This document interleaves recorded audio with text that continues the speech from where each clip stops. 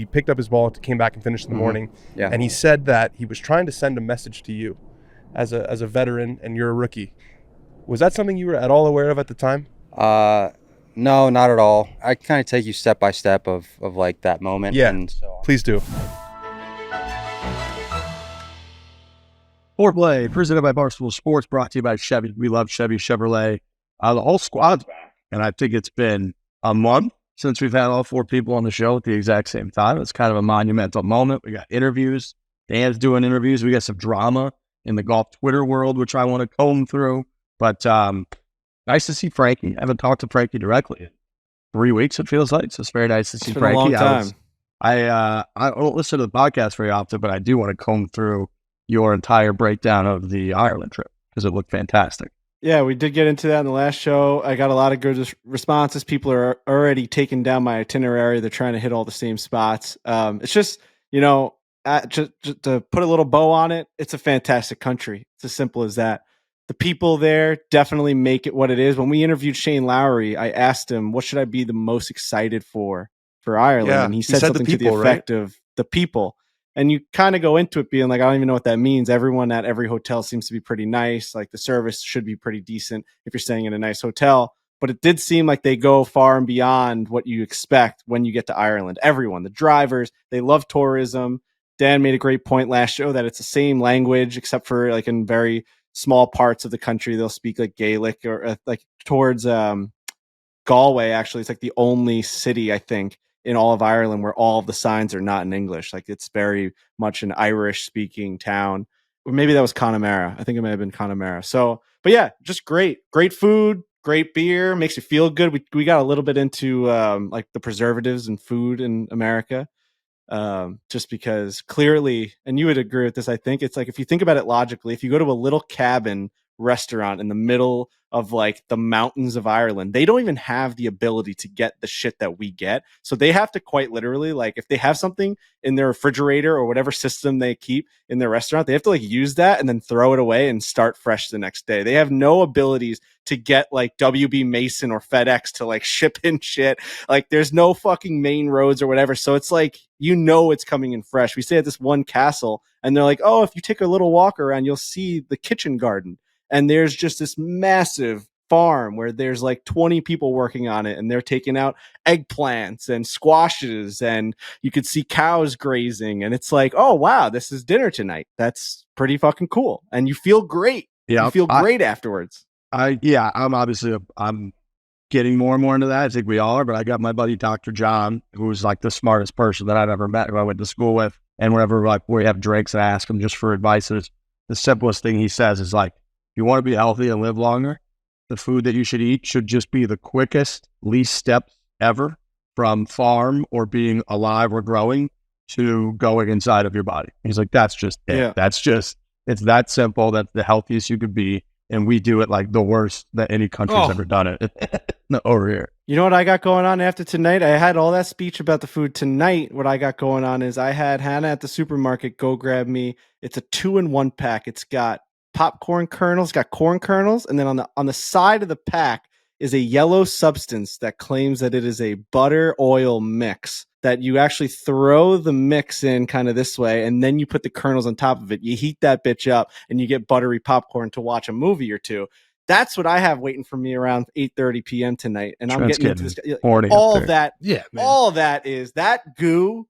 You might as well just take like at least a couple weeks off my life with each bite. That goo's been through at least 7 or 8 steps that Riggs was talking about. Dude, Danny keeps going in and out. His connection stinks. I think at the end of the day, you just got to find a way to make it so that you're not doing too much of the bad stuff.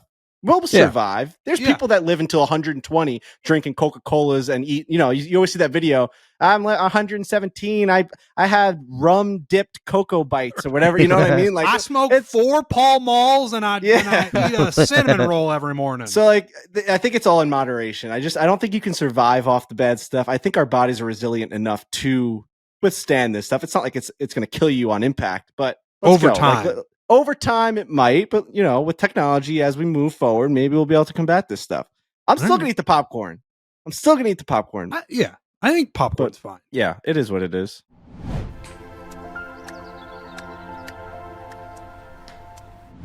This episode is presented by Chevy. Get the crew together, head off to the course in the new 2024 Chevy Traverse. We love having space. We love cargo. And we love all that with high tech. We're talking in terms of these big vehicles. They got all kinds of room. Seen plenty of them. Fine. You can fit golf clubs, your whole family. You can fit car seats, all kinds of good stuff. The Traverse has the best in this class with technology. It's hecky as it gets. 17.7-inch screen. That's the biggest that you're going to get in this space. It's amazing. It's the best. It's far and away the best. And that third row seating we talked about in the last show. You just can't be the guy that can't fit things in your car. If you're going out to go get a big manly car, you're going to get a Chevy, you're going to get a Traverse. This is something that you want to be proud of.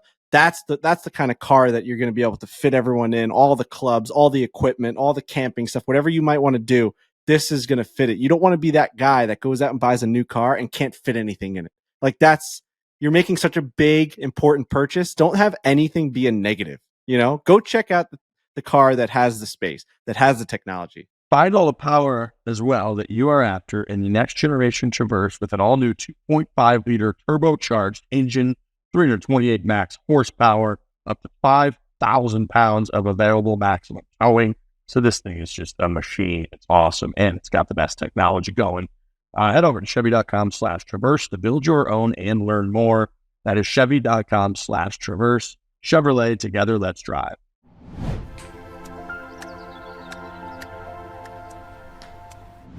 Dan, I know you're out at the BMW.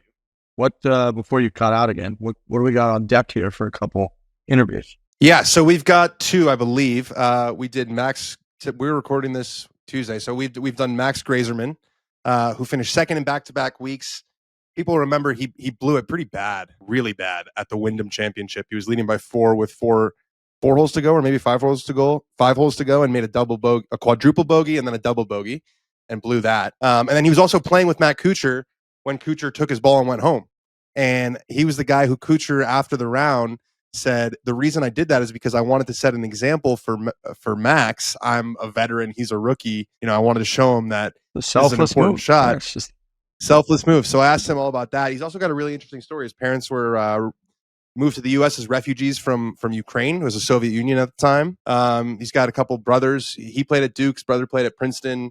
Other one plays at Stanford. Just won the New Jersey Am. So they're kind of a powerhouse family. We got that. And then we've got Denny Mccarthy, who we were supposed to do something earlier in the season. He had to cancel. Having another good year, about to have surgery, I think, and just one of the best putters in the world. So kind of gonna go deep on, he's a little bit of a cult favorite for his putting. I wasn't on the podcast when Kuchar did that. Did you guys lose your minds over this absolute lunatic? I mean, it was Riggs and I. Who does this? Who does that? We went pretty hard on him, but also, as you can imagine, I kind of enjoyed it. There's a little bit of a part of me that was, I said that I was envious of Matt Kuchar's complete removal and like him being agnostic to any discourse about him online, right? Like that's such a beautiful place to live in, to be able to do something like that and not care at all that everybody's losing their shit over it. I don't know what the official quotes from him were, but there was something to the effect after that, like he regretted his decision based off of like the people that had to stay and come back to work. Like he kind of said, like, I'm sorry about all that. I couldn't stop reading those being like, this is all your decision just 10 hours ago. What do you mean you didn't have a gun to your head? What are you talking about? This is not something you can apologize for. You can't apologize for that. It was a weird apology though, because he was like he basically just apologized to everyone who had to come back, but he didn't apologize for his decision. So he was just like, sorry you guys had to come back. That sucks. It is true. You can't apologize for something you just did. That was under your own control. It's like you haven't had time to be like, oh, I shouldn't have done that. It's like you did it, and then people were like, you shouldn't have done that, and he's like, I'm sorry. Dude, it's like, you don't mean that. When he apologized, he was in the process of still doing it. He was like, right, he was doing the thing. Right, he was doing the thing. It's not like he fender bendered a car in a parking lot. He's like, I'm so sorry, I just did that. He actively made a decision saying, tomorrow I will come back and everyone here will have to come back and finish this up with me. And then he got there and he's like, I'm so sorry I did this. What are you talking about? Why'd you say that yesterday? Yeah. It was even worse, Matt, because Max was reminding me, and I kind of forgot this part, was that he actually, on the 18th hole, it was starting to get dark, and he put his tee in the ground and hit so fast, like right after, And Max was like, the only reason to do that is because you actively want to finish. Right. So like, where did this shift happen? Oh, that's funny stuff. Kuchar. You know what, though? It's a great storyline. You need these types of things to happen within a golf season. For a guy who is vanilla pudding, he is basically Webb Simpson. They're all the same. For a guy, he now has a little bit to him. It's like, wow, Matt Kuchar might be crazy. Yeah. Yep. He might be a crazy guy.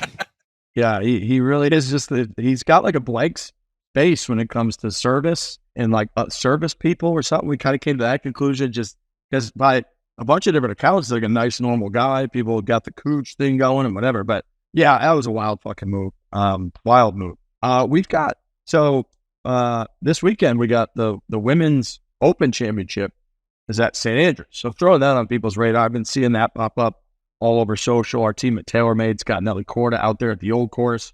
So you want to wake up in the morning and throw something on a little television. I know we got football, all that coming back. The women are going to be at the old course. I think this is the third time they've ever hosted the Open at the old course for the women. So just something to kind of put on your radar. Weather's brutal, right? Right now? Weather's brutal. Weather's really brutal. They might, I don't think they played any golf today. But it's always fun to watch the women play St. Andrews because, you know, the men playing St. Andrews right now is not really how the course was designed to be played. It was like pretty much every other par 4 was drivable.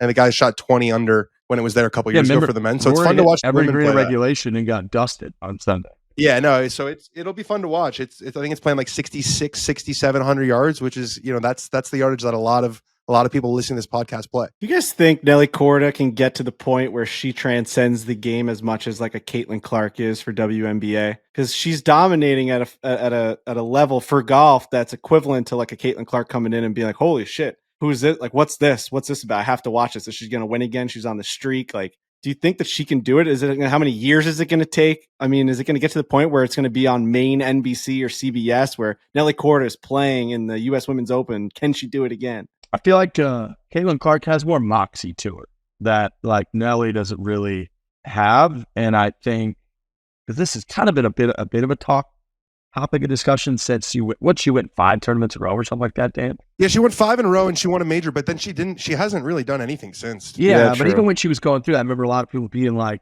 "This is it. This is the chance. She's marketable. She's a good-looking girl. She comes from an athletic family. She's American, which we love Americans. Like, and she's her swing is so aesthetically pleasing. She's fucking winning. She's number 1 in the world. I don't know. It takes like that fucking moxie. Like, I think Caitlin Clark, like the reason the other people in the league fucking get after it with her, but it's because she kind of gets into it with them too, and she's fucking talking shit and she's backing it up, and like she just plays with almost this tiger like energy, fucking emotional. Whereas I feel like Nelly's she's pretty like flatline the entire time, and it's awesome. She's fucking great, but I don't know that like transcends as much as somebody who's kind of in your face a little bit.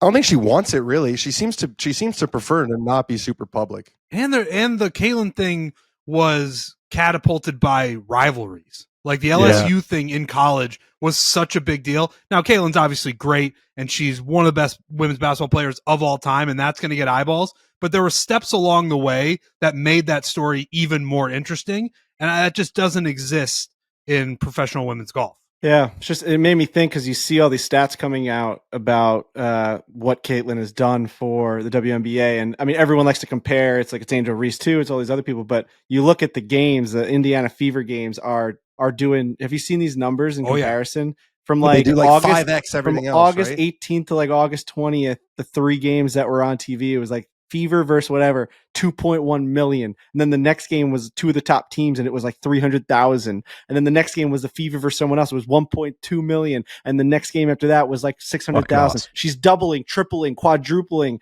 the numbers. So it's like, all right, that's working. And then jersey sales are crazy, but she's an individual player. So it's not necessarily like the Fever are this team. It's like, it's just Caitlin Clark. So it's just interesting to me that, I mean, it's such a different sport. It's not as exciting. It's not as high octane. You throw it on. And Caitlin plays such a fun style. Right. Like she can obviously shoot the lights out, but if you watch those games, she's an assist master. But the WNBA was a 0. Yeah. Like the worst league. I would say the LPGA was probably higher than the WNBA going into like these last couple of years, right? Like it would be the butt of jokes. Like it would be like memes. Like it was literally like the number 1 fantasy football loser. Like you had to go to a WNBA Punishment. game, and like it was a punishment to go to a game. And now you can't even get into the arena. And all it took was one person. So it's like we have this person in the LPGA. She's winning 5 in a row. She's marketable. She's good looking. She's American. She's got the whole family, tennis players, sisters, the whole deal. And it's like it just doesn't. It doesn't fucking. Yeah, hit. but It doesn't like take people- fire. Yeah, Not even it's close. hard They to- weren't even putting her on TV. So it wasn't even no, close. no, it hasn't happened. It hasn't happened. I mean, I also do think that her game, like taking kind of a nosedive toward the end of the year, did not help. But also, it's like, you know, with Caitlin Clark, it's not because she's good looking and it's just like sometimes there's just lightning in the bottle. And for whatever reason, Caitlin she's a transcendent athlete. For whatever, it's hard to explain why people get so incredibly, some people just do. Well, also the way that WNBA veterans are treating her has now added even more fuel to the fire. Yeah, like I think right. if she had just come into the league and, you know, the Fever, they started out slow, but now that they're post the All-Star break, they're playing way better.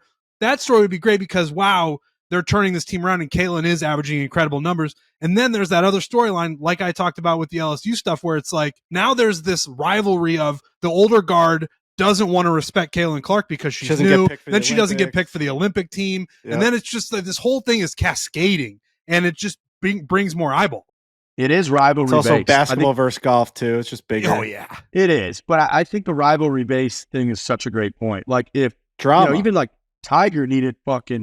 Tiger's original rival was like the older generation, right? And they were like, "We'll see when you get out of here, kid." And then it was Phil Mickelson, and then he had different like Vijay Singh's popped up, and then it was like the new young guard as he was older. And it was like there were rivalries that kind of drove him to that, almost like to an isolationist spot where then people rallied, being like Tiger against everybody, Tiger against fucking lefty, let's go.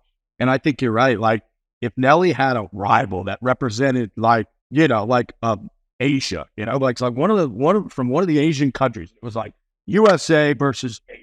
Let's fucking go. Like this is our girl. And they were like talking shit occasionally about her, or whoever pick any star from South Korea. That was like some interviews that come out in South Korea where she was kind of talking shit about Nelly Korda. Right. Then it's like, you need that then aspect. it's like, oh, you need like the personal, like, because there's with Caitlin Clark, it's like pretty personal. yeah. Oh yeah. Right. Well, right. like Angel Reese coming into the league out in the same draft, and they're being like, "All right, we're now going to just take what we were watching in They played the college, Natty. and they're going to put it into the WNBA, and they're rivals. They're going to face each other, and now it's this whole thing, and the rest of the league is like being disrespectful to her. It really is a lot at play, but I do think having a foil or having something to root against while also having something to root for is hugely important. We need some shit talk. If you work for the LPGA or if you're an LPGA player, just start talking shit, man.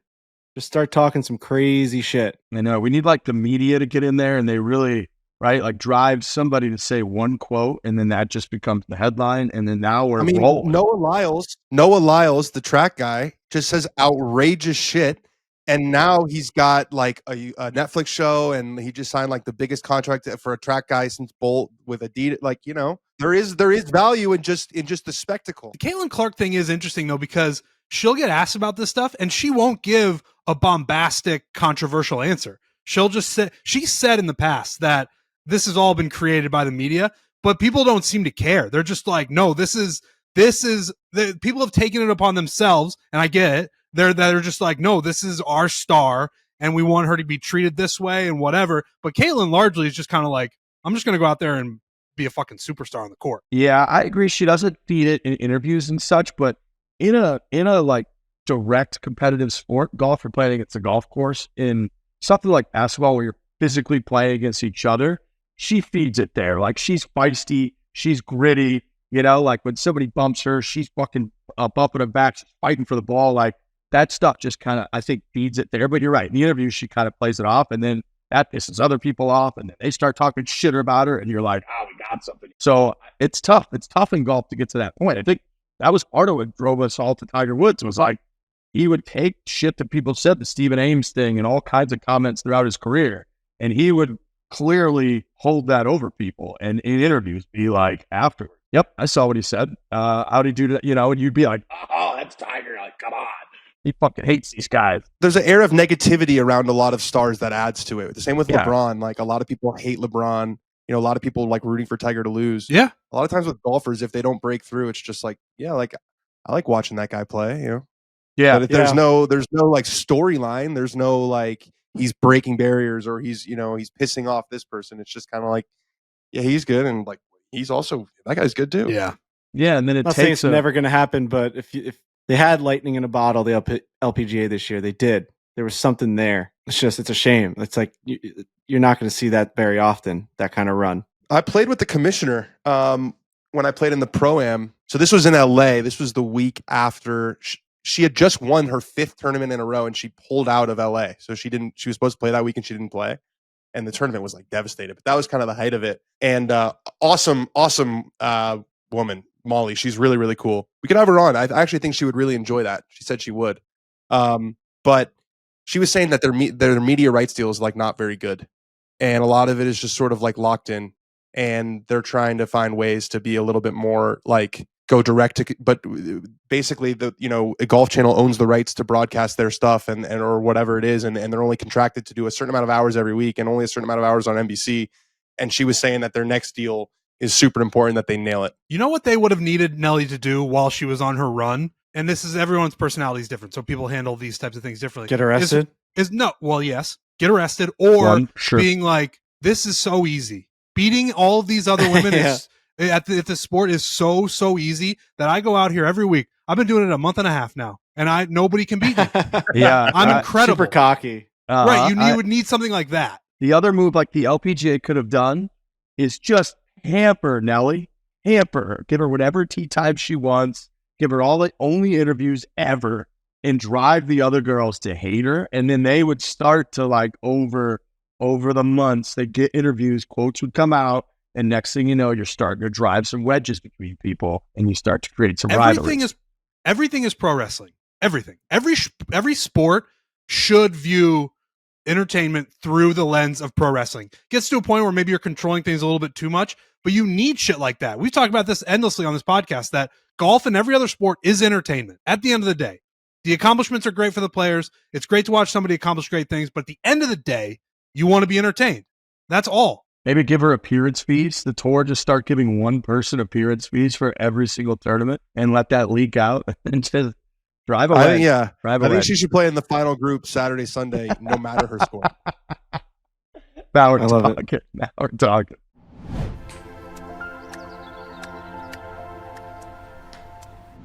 Hey guys, I want to talk to you about my new favorite shorts from Peter Millar, the Bingham Performance Short. With the temperatures as high as they are, especially in August, these shorts are my go-to every day. 109 degrees today here in Arizona. Even Frankie mentions on this podcast at one point that he's walking outside wearing shorts. So the point is, if you're going to wear shorts, you might as well wear the best of the business. And you think about Peter Millar. We were up in Rochester earlier in the week. It was not shorts weather. It was basically fall weather. Nice pants, pullovers, layers, polos. Everybody knows they can do that. You might not think of shorts, but the Bingham Performance Shorts from Peter Millar are phenomenal. Any type of weather that you're dealing with, Peter Millar's got you covered. But if you're dealing with hot weather, 109 degrees, by the way. Wow, that's hot. Wow. You need shorts. It's That not number it's not a question. 107 right now. It's 107. It's 6:00 there. 107. All right, so you got to wear those shorts for sure. You gotta have these shorts. You have to. If you see anybody, 66. Yeah, it's been cool here in New York. But you got to get these shorts. Peter Millar, they got the best shorts in the business. If you're going to be out there golfing, or if you're just going to be out there walking around, get these shorts. Dude, these things are made from high-performance Italian fabric that features an unbelievable amount of stretch, even features zipper security pockets so you can safely stash your essentials. Head on over to petermillar.com/foreplay. Check out the Bingham Performance Short and the rest of Peter Millar's luxury level crown crafted lineup. That is petermillar.com/foreplay.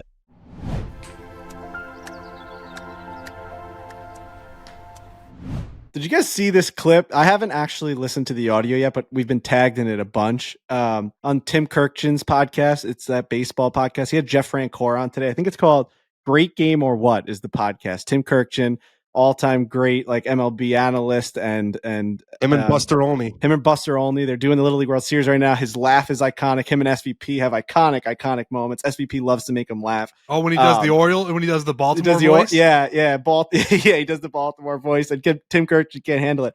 Alex, I think we have the audio of this. Jeff Francoeur tells a story. I think we're allowed to do this. You could play audio from another podcast, right?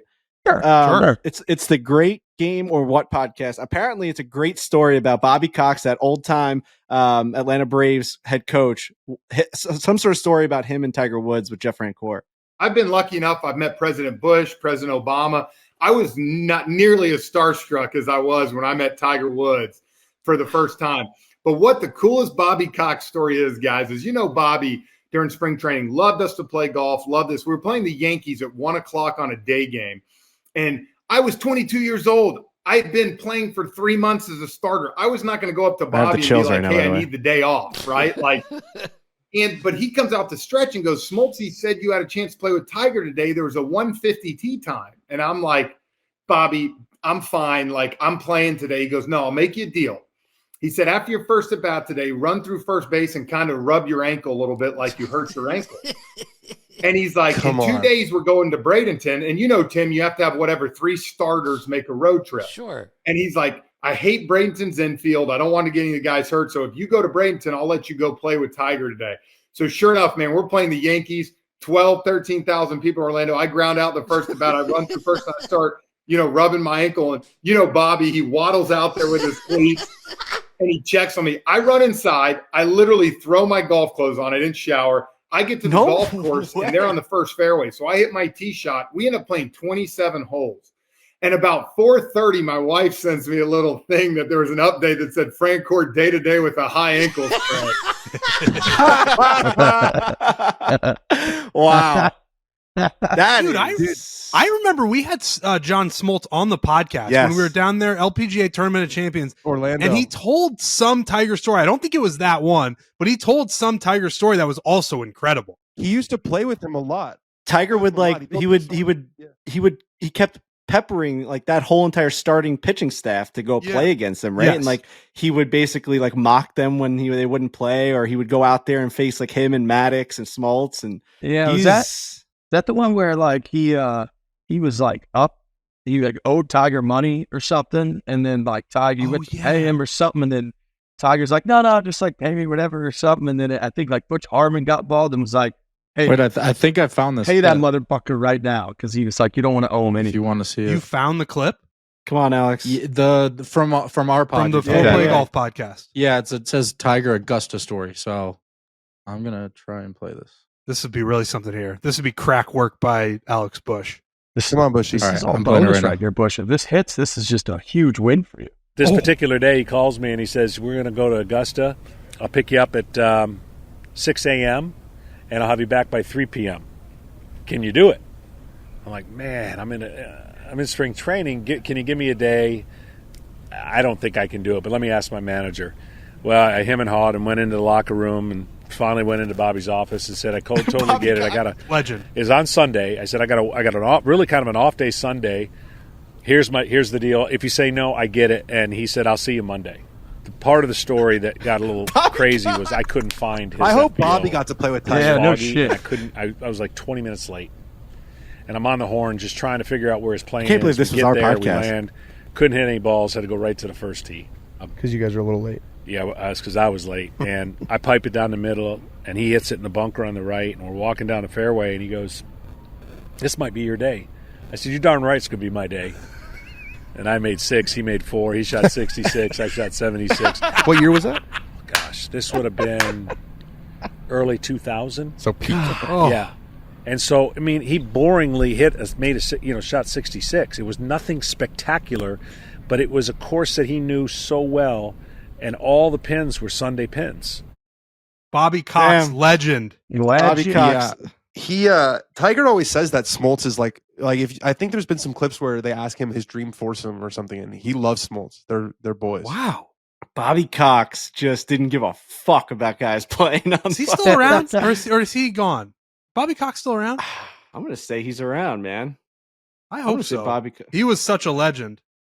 That's fantastic. Yeah, he's 83. Bobby still Cox kicking. still kicking. Shout out to him. Yeah. The Yankees and we got into this with Smoltz during that podcast with the Yankees and the Braves. They went at it, man. Like that was my introduction to sports. Was the Yankees and the Braves, Bobby Cox versus Joe Torre, World Series all the time. They were facing each other. It's just amazing team. And the fact that was happening behind the scenes, like he's walking out there saying like, go out there and fake an ankle sprain. That's insane. It seems like that was a spring training game because he said Orlando. So it sounded like it it was was spring training. But still, yeah, you're right. but wow, that's fucking phenomenal. That's a great story. That is Tim great. Kirkchin just still killing the game.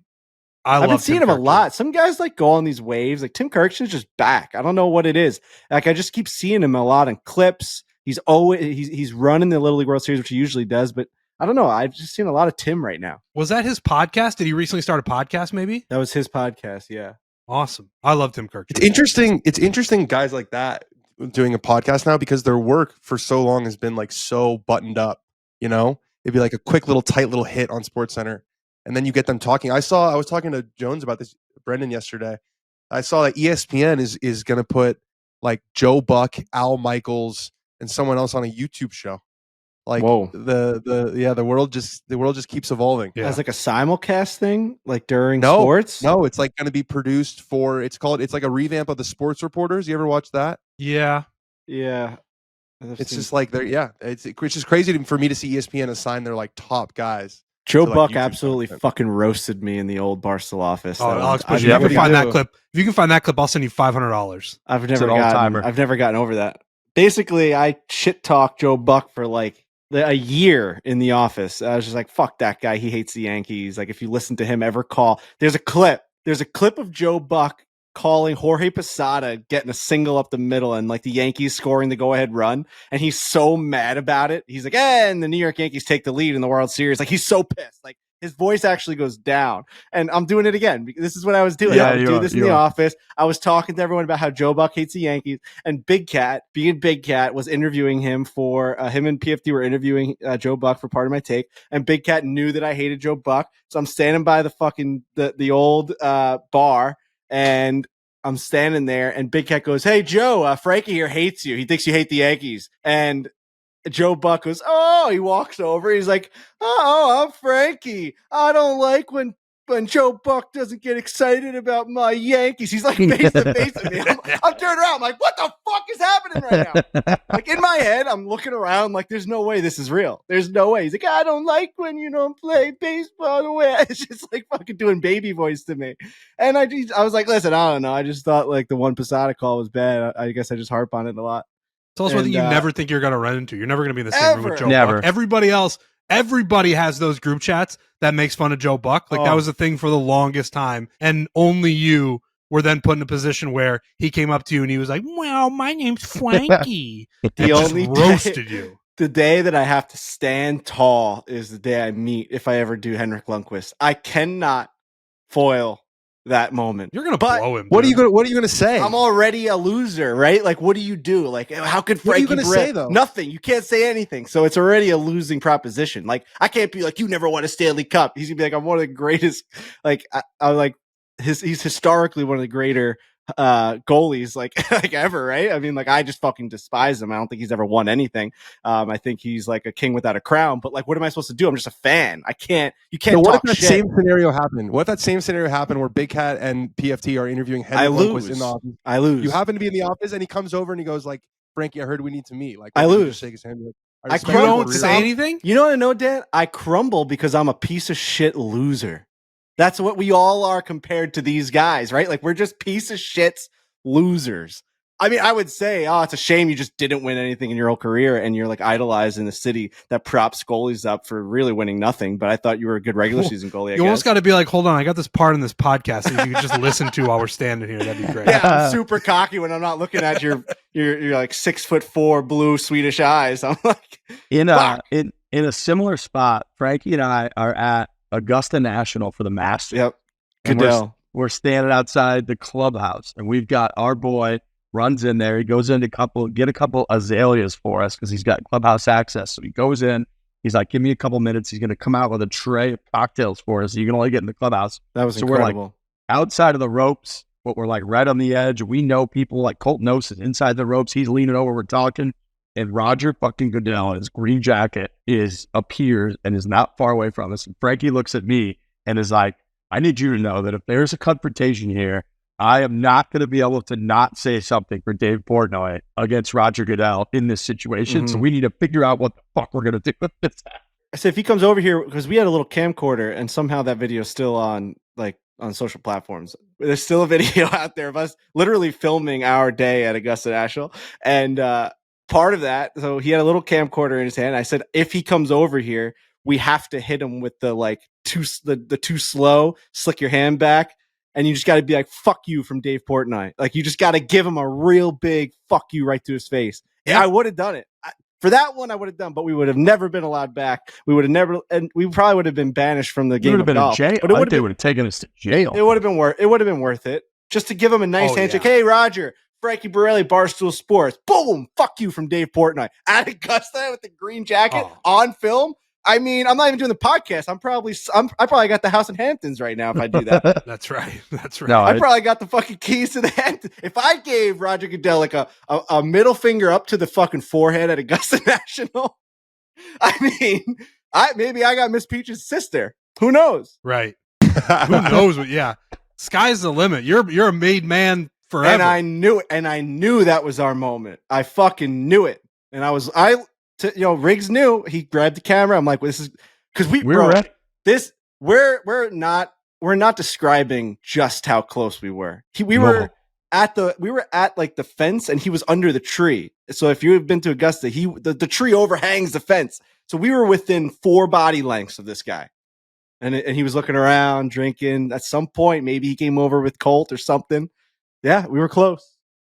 So what happened? He eventually just walked the other direction? Yeah, we had our eyes on him, but he just walked the other way. So it was really a speak if spoken to situation. Yeah. You better keep it walking. That's right. Keep it moving. Walk the other way, bitch. Walk the other way.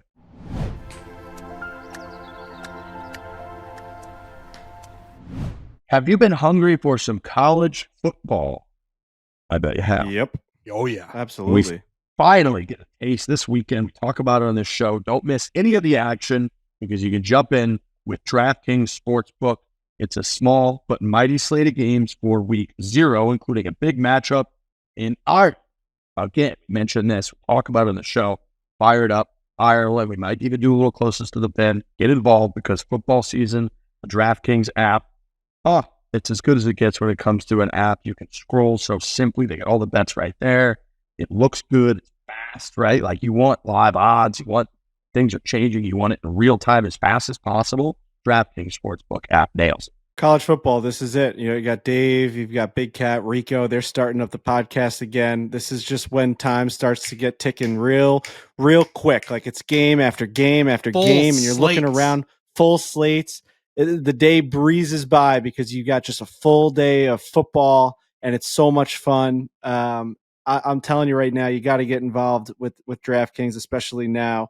In this first week 0, we talk about it a little bit on this show, but yeah, they're playing in Dublin. It's great. It's a great time to get involved. I'm loving right now the live bet action with the Yankees. Like, they'll get down like 2 or 3 runs. They go from heavy favorites to heavy dogs, and it's like the 3rd or 4th inning, and you're just locked in on this comeback. You know it's a long game. You know there's 9 innings. Clay Holmes ends up blowing it at the end, which is devastating, but it's a fun ride from beginning to end. You know what I mean? The ups and the downs are good. So.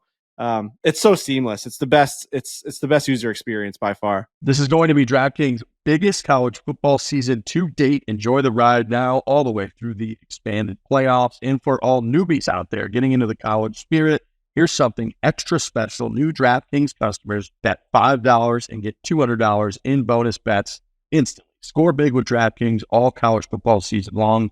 Download the DraftKings Sportsbook app now. Use the code 4. That is code 4, F-O-R-E, for new customers to get $200 in bonus bets when you bet just $5 only on DraftKings. The crown is yours.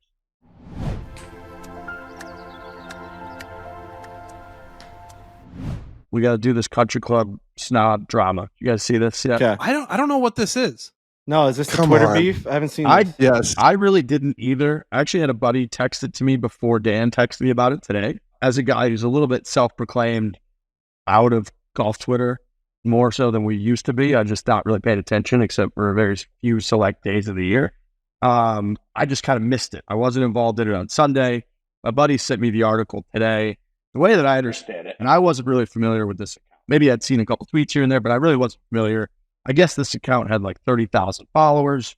Country Club Snob was kind of the MO, and it was coming at everything in the world of golf from guy who like shits on anybody who shows up with one of the hats that has the block letters on it, shits on anybody who shows up with like a staff bag, shits on like new money country club people, and kind of comes at it from what appeared to be this like satirical old money country club snob like person, which we come from Barstool Sports, satirical jokes about pretty much anything, totally fine with that. However, there were some tweets from this account that also had some pretty serious like homophobic and like racial undertones that had used some like dicey language when going after people. And when this, again, anonymous up until recently account would go after people from a bunch of the tweets that I saw, it was like aggressively going after people, tearing them down, being relentless as an anonymous account, going after people that weren't.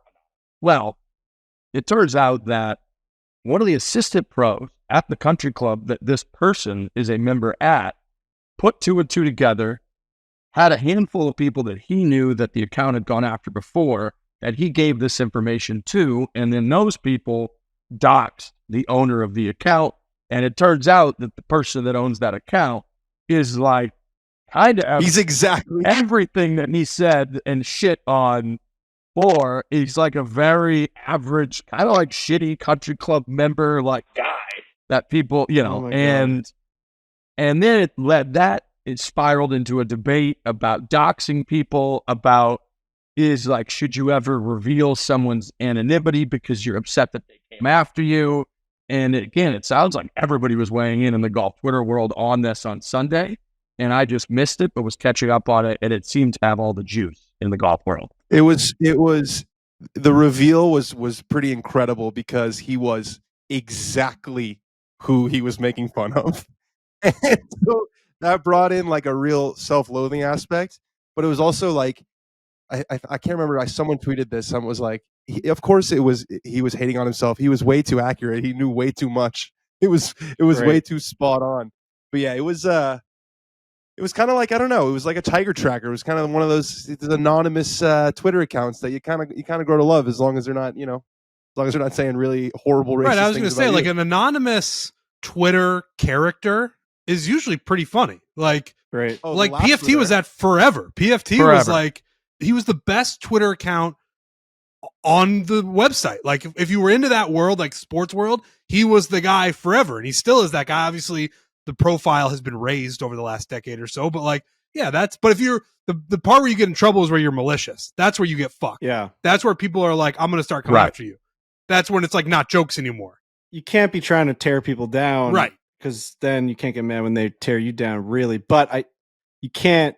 There is a place for people wanting to stay anonymous in those scenarios. Like we saw it firsthand with PFT. He used to get pretty rattled, like when any part. I mean, that was like his persona. That was like that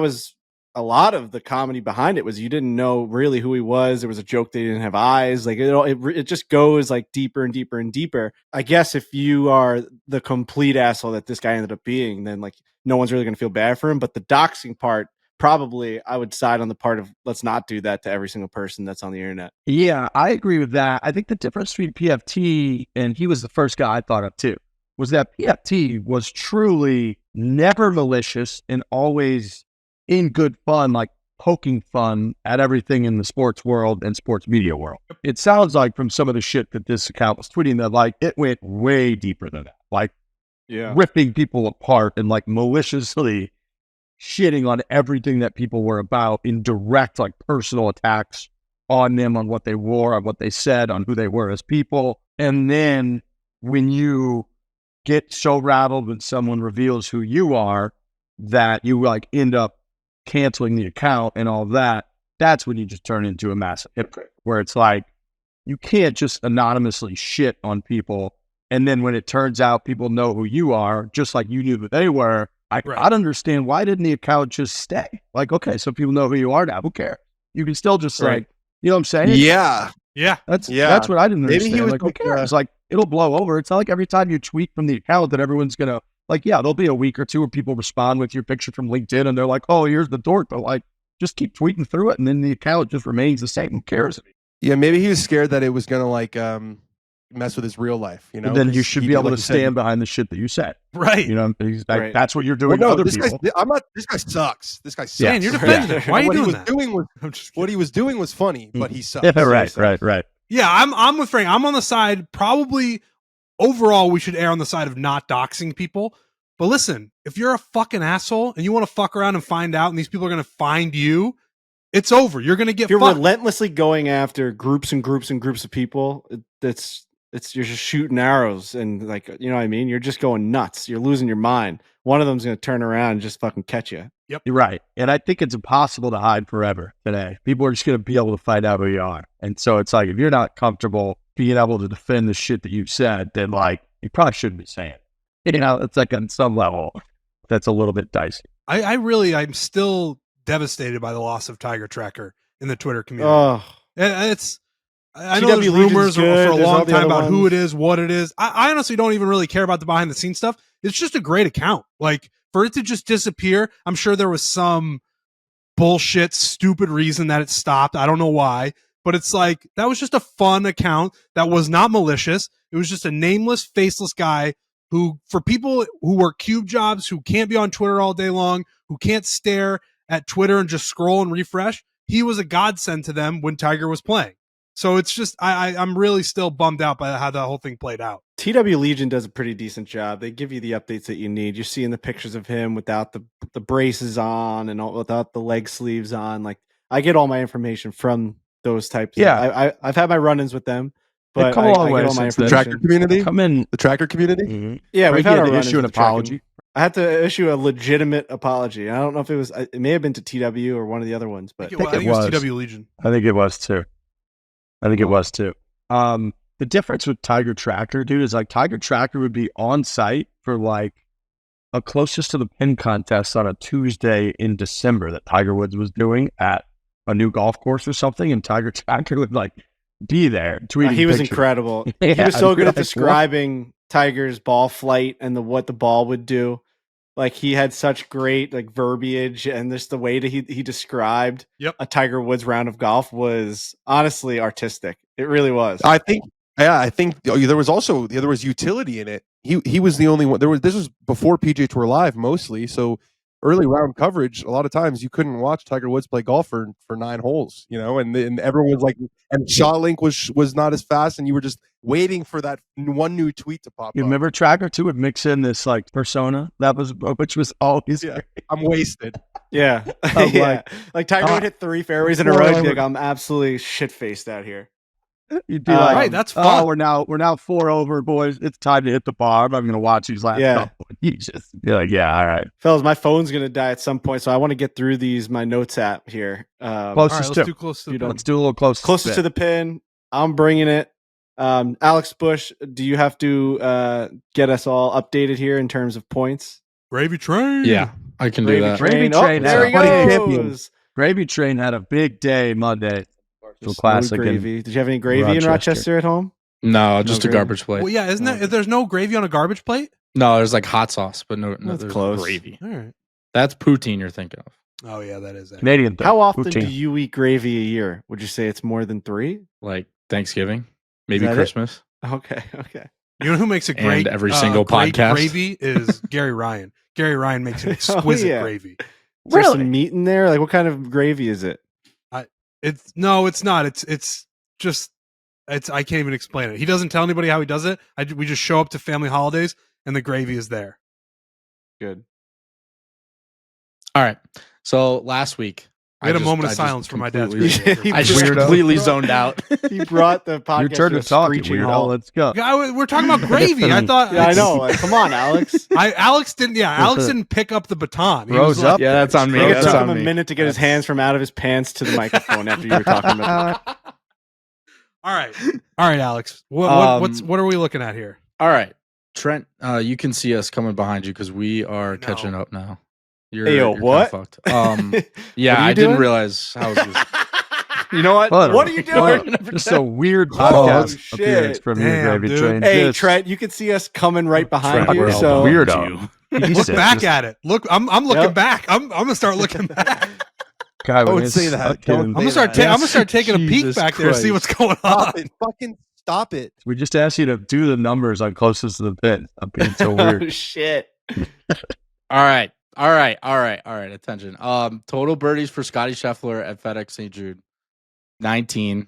Dan had 18, and then Wait, didn't I have 20? no, you had 25. I had a lot too. I had 20 something. Is that right? You 23. Yeah. Shit. Okay. Frankie's total flight time from Ireland to New York was 7 hours and 1 minute on the dot, Wow. and I won with 7 hours 11 minutes, and Riggs was pretty close with 6 hours 48 minutes. That coming back west is crazy because it's like a Sucks. 2-hour difference. It's huge. Yeah, coming back from the East Coast to LA is always brutal. That wind, man, is a motherfucker. When's the motherfucker? Jet stream. Okay. Tweets from Donald Trump Friday to Sunday. Donald Trump went crazy on Twitter. 12 tweets. Wow. And this was close. Riggs had 18. All of us were pretty low. Dan had 7, so he barely takes that one. Oh, Woohoo! Dan is hot. 5 Yeah. off as opposed to 6. those You guys see that dag- Trump is on Theo Von's podcast? I did see I that. saw That a couple is- clips. I saw a couple. I mean, clips pop that's a up. must watch to see how his brain can be able to handle. Theo Vaughn is Theo Von something is special. a comedic genius on podcast. Oh, Yeah, he's so crazy. He's crazy. But he's been doing these like pretty serious, He had thought Bernie out, on last thoughtful, week. and he was good with Bernie. Like, Yeah, he he kind was. of got Bernie to say like the most normal stuff Bernie's ever said in his life. Like, he was just like, "Can you see like all these things?" And Bernie's like, "I actually can see that, Theo." It's just like crazy. Like Theo might be a godsend. Okay, last one. Goals by English players in the Premier League this week. There were either 3 or 4. Dan, there was a controversy with Dan, but I guess it doesn't matter because Riggs is going to win anyway. Guy was born in England, literally represents Jamaica internationally. Is that guy English then? Would that have mattered? It wouldn't matter though. It literally Doesn't doesn't matter. matter. doesn't matter. Then I'm fine So- with it. Ethan, All right. shut up. Riggs wins that one. Okay, so now we're at I'm way Trent behind. 49, Alex 43, Dan 41, Riggs and Frankie 35. Fuck. God. We gotta go here, You Frank. guys are still way. I'm not taking. All a right. peek. Trent hasn't won like 5 weeks. Whatever.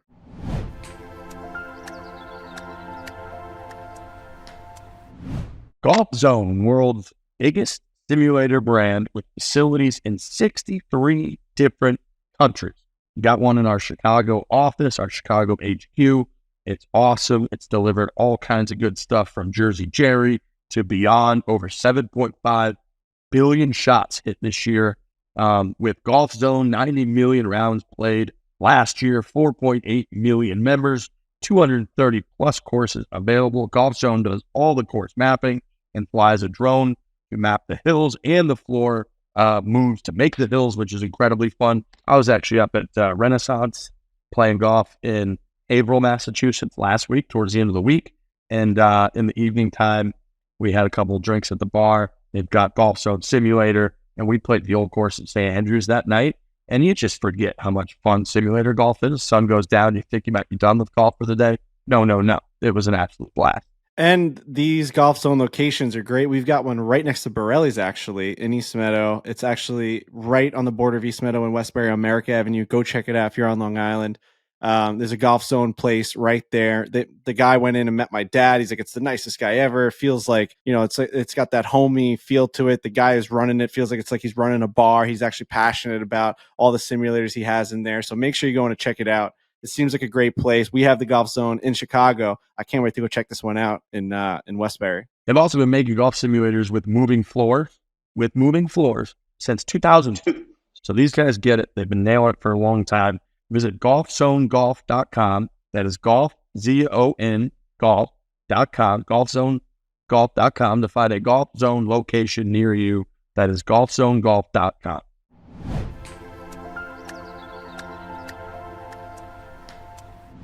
Closest to the pin, presented by, or is this is just Barstool Sports. Presented Wow. by Barstool. That's very nice.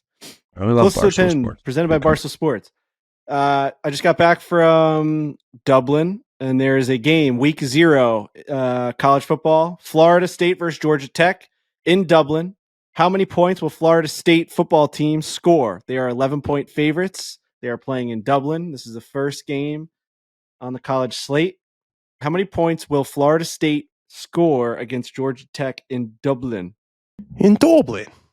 I've been playing a lot of CFB online, by the way. It's great. I've been Great playing- game. It's my brother. amazing. I've been playing my brother a lot, and it's so fun. So I want you to know, I haven't been on the podcast since I got it. I decided to take the Iowa Hawkeyes on a little run in my dynasty. Whoa! I don't know what it was. I've been to Iowa games. I know the connection with you. You don't know what Kinnick it is? Stadium. I don't know why I picked them. I think because I was so sick. I was so sick of like being in the car with you and watching them like not score that I wanted to like really get that offense going. But I'm 3-3. I got absolutely waxed by Ohio State. Did you beat Iowa State? Yeah, I beat Iowa State. All right, that's yeah. important. But yeah, they don't have the best offensive line. I don't know if that's what's coming for you guys this year. But I get absolutely worked on offense. It's crazy. I'm getting Offense sacked is a like problem. nuts. It's a problem. It's fun, There was man. a What a very fun funny game. tweet. Sydney Sweeney posted recently on Instagram. I don't know if anybody here saw it, but Yep. No, I actually didn't see it. Yes. I didn't see it. maybe that? check it out if you want. But somebody quote tweeted like the I've got pictures. a bucket of ice next to my fucking. I'm just dipping my hand in. I lost my voice this weekend. I was barking. Somebody quote tweeted the pictures and said, "This is like if Iowa ever got an offense," Yeah, which was Oh, very I fun. get it. there were some very, very funny The butt's quote nice tweets. too. There were some very, very funny quote tweets that I can't even talk about on this thing Yeah, that probably. I've sent out to all my buddies that honestly made me laugh. That I'll tell you guys after. I'll send it to you. It's one of the funniest things I've ever seen in my entire life. Okay, so you want to read those out, Alex? Yeah. All right. Trent 31, Dan 27, Frankie 34, Riggs 42, Alex 39. Hopefully for the people in Ireland to see a great game like that. I also asked someone in Ireland, I'm like, do you guys love Notre Dame? Or is that like not real? And they said they love them. Notre Dame does a really big, they have a lot of effort to go to games and play games in Ireland, and they do practices out there, and they're the Fighting Irish. And if you're, an Irish person, that's like your team. I didn't know if that correlated, but it does. They do a great job. Very cool. That's cool. I like that. Let's go. Okay. So the next one will be the BMW. What will Justin Thomas shoot on Friday? Also, Justin Thomas is having just like a sneaky okay finish to his season. I feel like he's like progressing. He's going to make a lot of money. It's funny. I was just saying, Bush, did I not just say to you today that I had a feeling he was going to win? Yeah, you Really? did. Maybe because I was watching him hit balls. With the guy, the distance they're hitting the ball this week is that's the first tee shot is 38 yards. TaylorMade put up a Rory hitting drivers, and it was porn. Dude, the first hole's 38 yards downhill. It's like tee shot at the Sanctuary. Remember Yeah, that I one? do remember It's that actually place. very similar, except for this one's like a 680-yard par What four. the hell par happened to Colorado's Rory last amazing. Yeah, it was his worst ball striking round in like many years. Ball striking tournament in many years. All right. Answers are in. Danny, 65. Riggs, 67. Trent, god damn it, 67. Alex, 67. Frankie, 66. Whoa, little sandwich. Anything over 60, anything like 60 and So above, Frankie's we get fucked. points. I'm fucked. Yep. I need it on the dot. He has to 60. shoot 66. Yeah. Okay.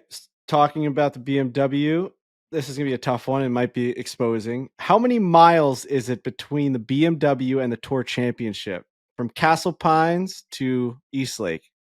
How many miles from point A to point B? This one, listen, I don't know. I could be so far off on this. Hold on, let me think about it. This is going to make me want to look it up right away. No, I'm going to. Well, we all know your answers, so. Okay. Okay. Okay. Well, I just want to know. I'm not saying I'm going to cheat. I'm just saying I want to know. No, I'm just saying because you didn't do Invisible Ink. Never mind. Really loves me. Oh, I didn't realize that either. Yeah, I was like, didn't get that one, huh? Okay. Danny, 1,640. I don't know why I said it like that. Riggs, 1,715. Oh, I'm not Trent, too far off. 1,250. Wow. Frankie, 1,575. All right. Alex, 1,175. All you want with those answers is be in the mix. Yeah. I thought you guys You were all don't want gonna to be like say 2,000. 4,800 miles. Right. Like I thought you guys were farther going to be in away the than 2000s sun. for sure. Yeah, I feel good about those answers. And this one, I picked I went online and I typed in a random capital city generator, and I got Rage. What'd you get? Reykjavik? Yeah, T- Reykjavik. How do you today? say that? It's the craziest. Reykjavik? Why did you choose that one? It's the hardest word to pronounce ever. Reykjavik. Reykjavik, Iceland. Yeah. Reykjavik. What is the high in Reykjavik, Iceland on Saturday? It's the one that popped up. I got it, I hated that that's the one that popped up. I couldn't say it the whole time. Reykjavik, REYKJAVIK. Can I ask? Can we do a quick stupid question segment? Yeah. Is it true? I heard this once. Is it true that Iceland and Greenland are named opposite because they didn't want people to go? Like if you name Iceland is all green and Greenland is all ice. Is basically what is that true? I think Iceland gets like cold, but I think yes. I think it's like very beautiful. It's like Norway kind of. I heard that the reason they did that was so people wouldn't go to Iceland because it was, deter people. If a place is named Iceland, you don't want to go. Yeah, yeah, that would make sense. I think there's not a many people quote who live there in like the Mighty Ducks that says something like that. That could be it. Iceland is that could be my what's source that material. quote? What's that quote? It's like Iceland is nice or something like that. The coach says it. Iceland, quote, Mighty Ducks. Iceland, I feel like a lot Greenland of people is covered with ice, and Iceland is very nice. There you go. There's my source material. D2 Mighty Ducks. Maria says it. Maria, no, it's very green. Coach Bombay. I thought Greenland was green. Maria, Greenland is covered with ice, and Iceland is very nice. There you go. I grew up on that movie.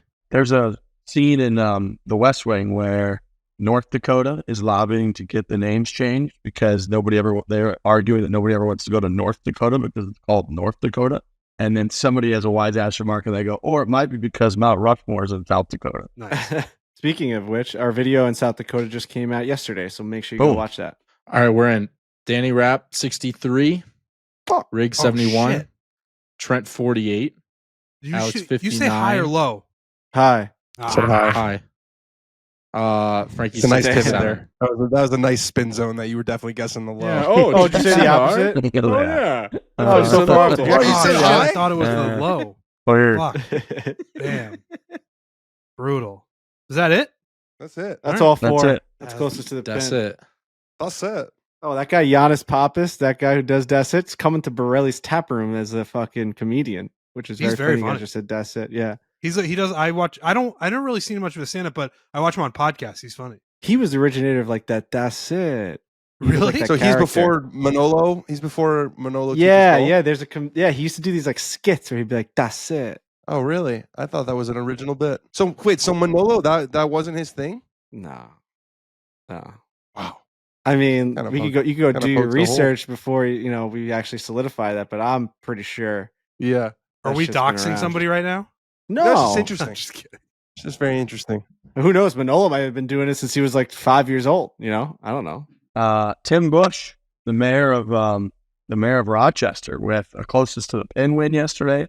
Alex Bush with a truly putting contest victory yesterday.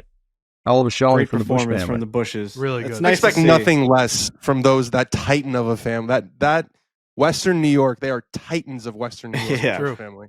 It's nice to see going home, playing the home course. He's all fucking juiced up. I saw the clips of Alex like on the close to the pin. His shoulders were moving, and he was doing a lot of pre-swing waggles, and he was just feeling it. Pulls one to the trees, acts like he was going to get a bounce onto the green. But it's just like it's a home track, and to win the putting contest and to have your dad win close to the pin, that's nice. That's making your mark when you had to, is what that was. So Well the done. hot guy was Great. back. He was? Gino Prestigiacomo, is that his last name? No, it's not Yep, I think you Prestigiacomo. nailed that. I did better than I did on the. That's first tee also outfit. that's like me with the highest lowest. Frankie's trying to play it off like he doesn't look at that guy's page every night. What's his middle name? Is it like Dennis or What something? is that guy's name? Dude, someone posted a video and I couldn't even watch it because it was like, "Hey Frankie, sorry you're not here. I'm gonna see you in Arizona." I was fucking. I started to get lightheaded. He's such a specific type of hot. Oh my god! Like where you're from, that he is like Oh. he's Brad Pitt. He's Matt Damon. I remember when I got home, I showed every girl that I know, all of my friend group, every one of my friends' wives, Hannah, everyone. I'm like, look at this guy. And they were like, holy shit. Dude, The response to we're this doing was, this again. the response to his pictures were holy shit. Imagine being that guy. We're just talking about how hot some guy is that playing in the Barstool Classic again. Same guy. Oh, Same guy. oh, I'm sorry, guy. Dan. It's the same guy. Yeah, well, he's fucking hot. Just waterfall emojis. Waterfall emojis. I will never get the reaction of holy shit unless like my tits are out or something that like Yeah. I look like I have dysmorphia. You wear shorts somewhere, you'll get a few of those. But other than that, Oh, I wore shorts on a walk today, and I swear to God, a stoolie was driving by, and I know for a fact he filmed me 100% because I saw a big old smile on his face, huge smile on his face. Slowed down, looked at me, smiled, gave me a what up, had his phone up here. I knew it. It's somewhere. tough. I know. Yeah, Hot Cheeto made it to Scottsdale. He'll be No there. way. Golfer. Yep. So we're going to see him at the championship. Oh yeah. There's going to be a round 3. We're going Oh, to do this yeah. again.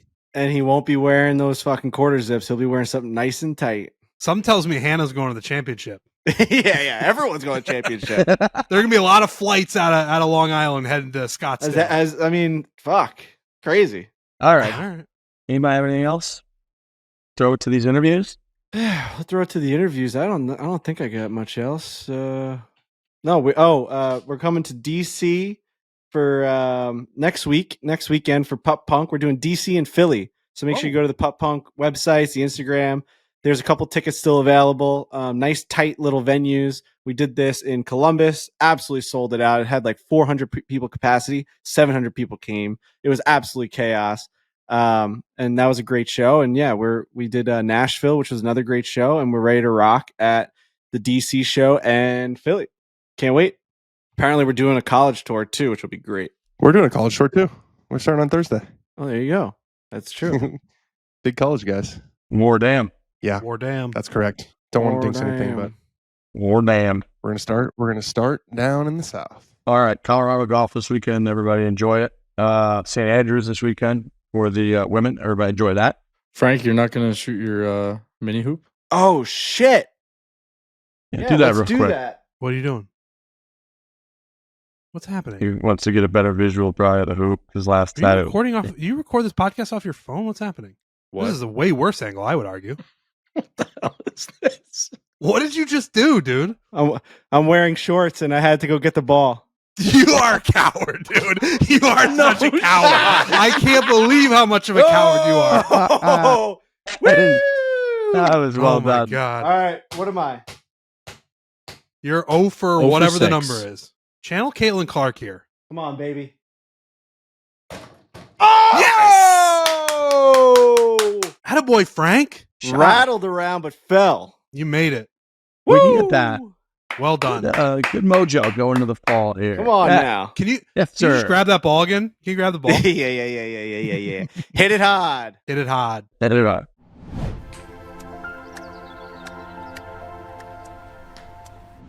Get ready for game day with the latest addition to the Barstool Sports Bible collection, Barstool Couch. Shady Rays partnered with Barstool Sports to bring you a new lineup, premium polarized shades that are perfect for showing off your team pride. The Barstool College collection features bold colorways inspired by some of the biggest names in college sports, ensuring you'll find the perfect pair to rep your team, whether you're at the tailgate or in the stands. These shades deliver all-day comfort and top-notch performance. You got to have shades. Nothing worse than when you're out there, you're outside all day, you're excited to have been there. Could be golf, could be a tailgate, could be whatever. And you just realize you don't have shades. You forgot shades. You're squinting all day. Your face hurts. Your eyes hurt. It's bad for your eyes. Shady Rays are going to deliver great rays for you, so that doesn't happen. I took a drive to DC for the Barstool Pickleball Open this weekend. It was very sunny on the drive down. I had my Shady Rays. I'm starting to get into sunglasses more because I do feel like it's putting a strain on my eyes. We golf basically for a living at this point. We're always outside, and then I'm never protecting my eyes. It's made a huge difference. I noticed how at ease my face was. This is going to sound crazy. It's like I just discovered sunglasses. How at ease around my eyes and like on the sides of like the crown, the crow's feet they tell you about when you're constantly squinting. everything was just relaxed. My face was tight, and I was just watching the road at such an ease. It was great. It really was. It was great invention by Shady Rays. Just really, really good stuff. Shady Rays also, their hassle-free returns and exchanges are incredible. You can shop with confidence, elevate your game day look with the Barstool College collection. Head over to shadyrays.com. Use our code, that's FORE, and you get 35% off polarized sunglasses. See for yourself why over 300,000 people have rated these shades 5 stars. That is the code FORE for 35% off at shadyrays.com.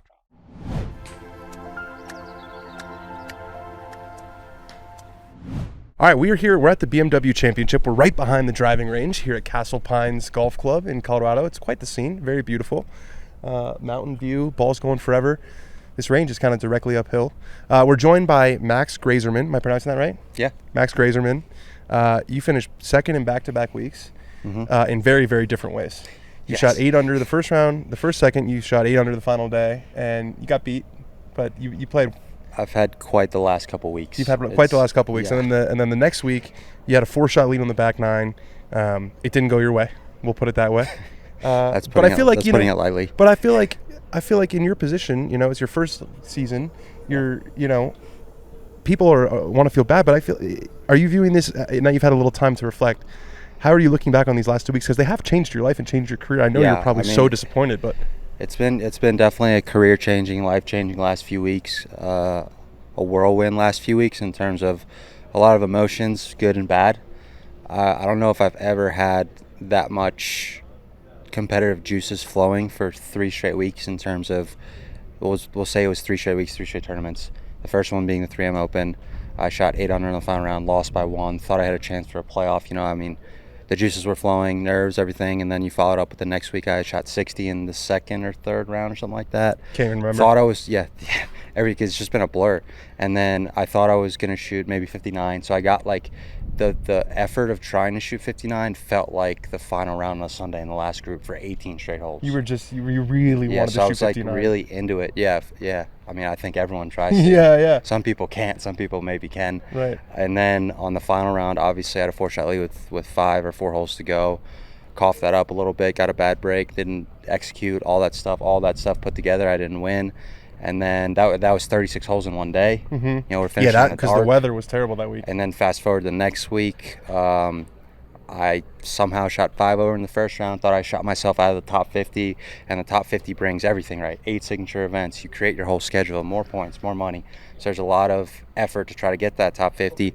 Then I shot 7 under in the final round to finish 33rd.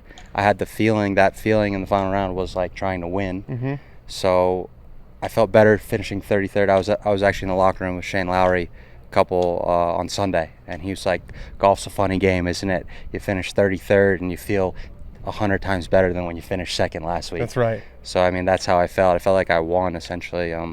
But it's been a crazy few weeks. It's been bittersweet at times, obviously, with good and bad. So I'm just. But if you zoom out, rookie year, thrilled to be here. What was your FedEx before 3M?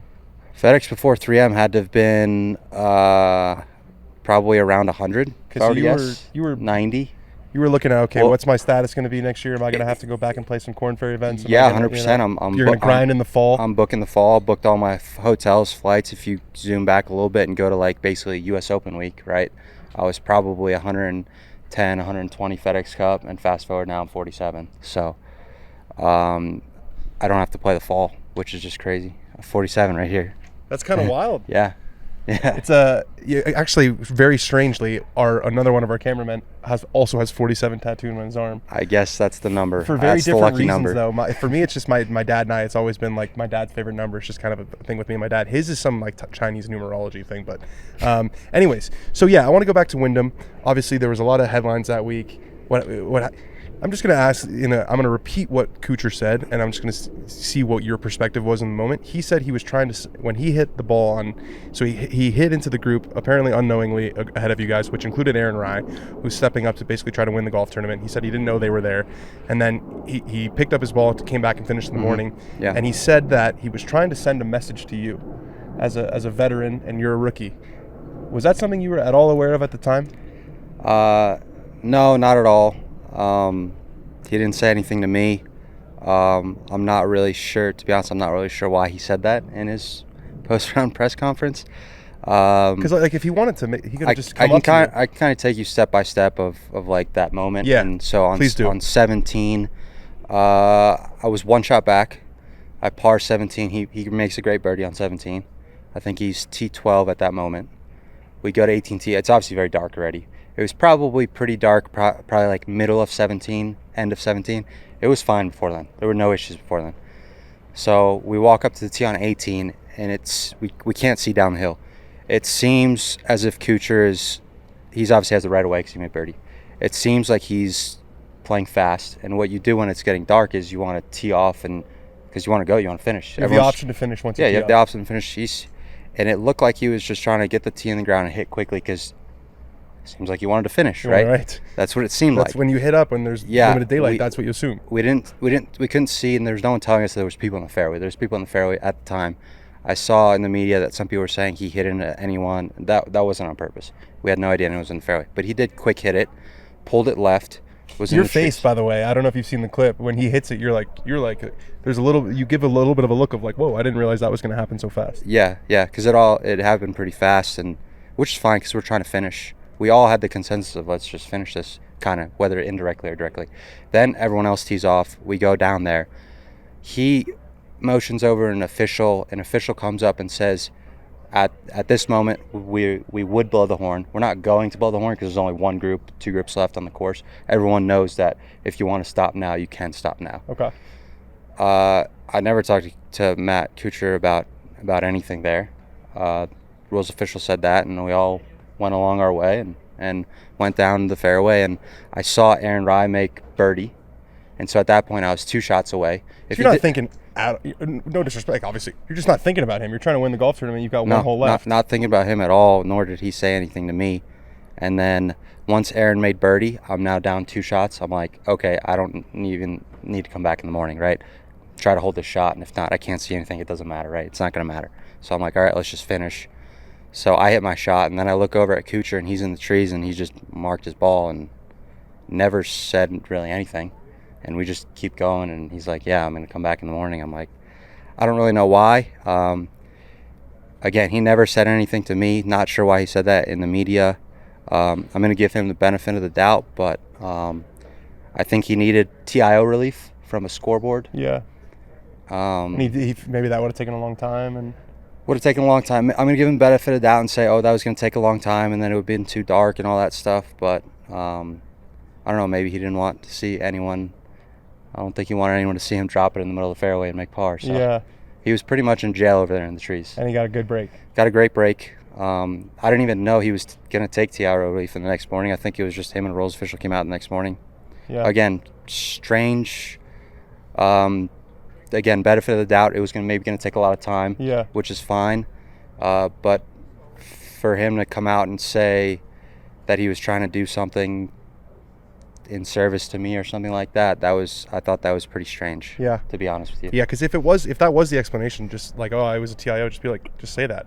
Yeah, he never said anything to me. So. Right. Yeah. All right. Well, we're gonna zoom all the way back because you have a pretty interesting story, pretty interesting backstory. I was doing a little bit of journalism research before this. Your parents are a pretty incredible story. Yeah, it's definitely an incredible story, kind of an American dream story. Your first language is Russian. Yeah, my first language was Russian. I took Russian in college for 3 semesters. I can actually read Russian. In terms of speaking it, I'm not very good because I don't speak it very much. But they kind of came over from America when they were young, or to America when they were young. They didn't know each other over there.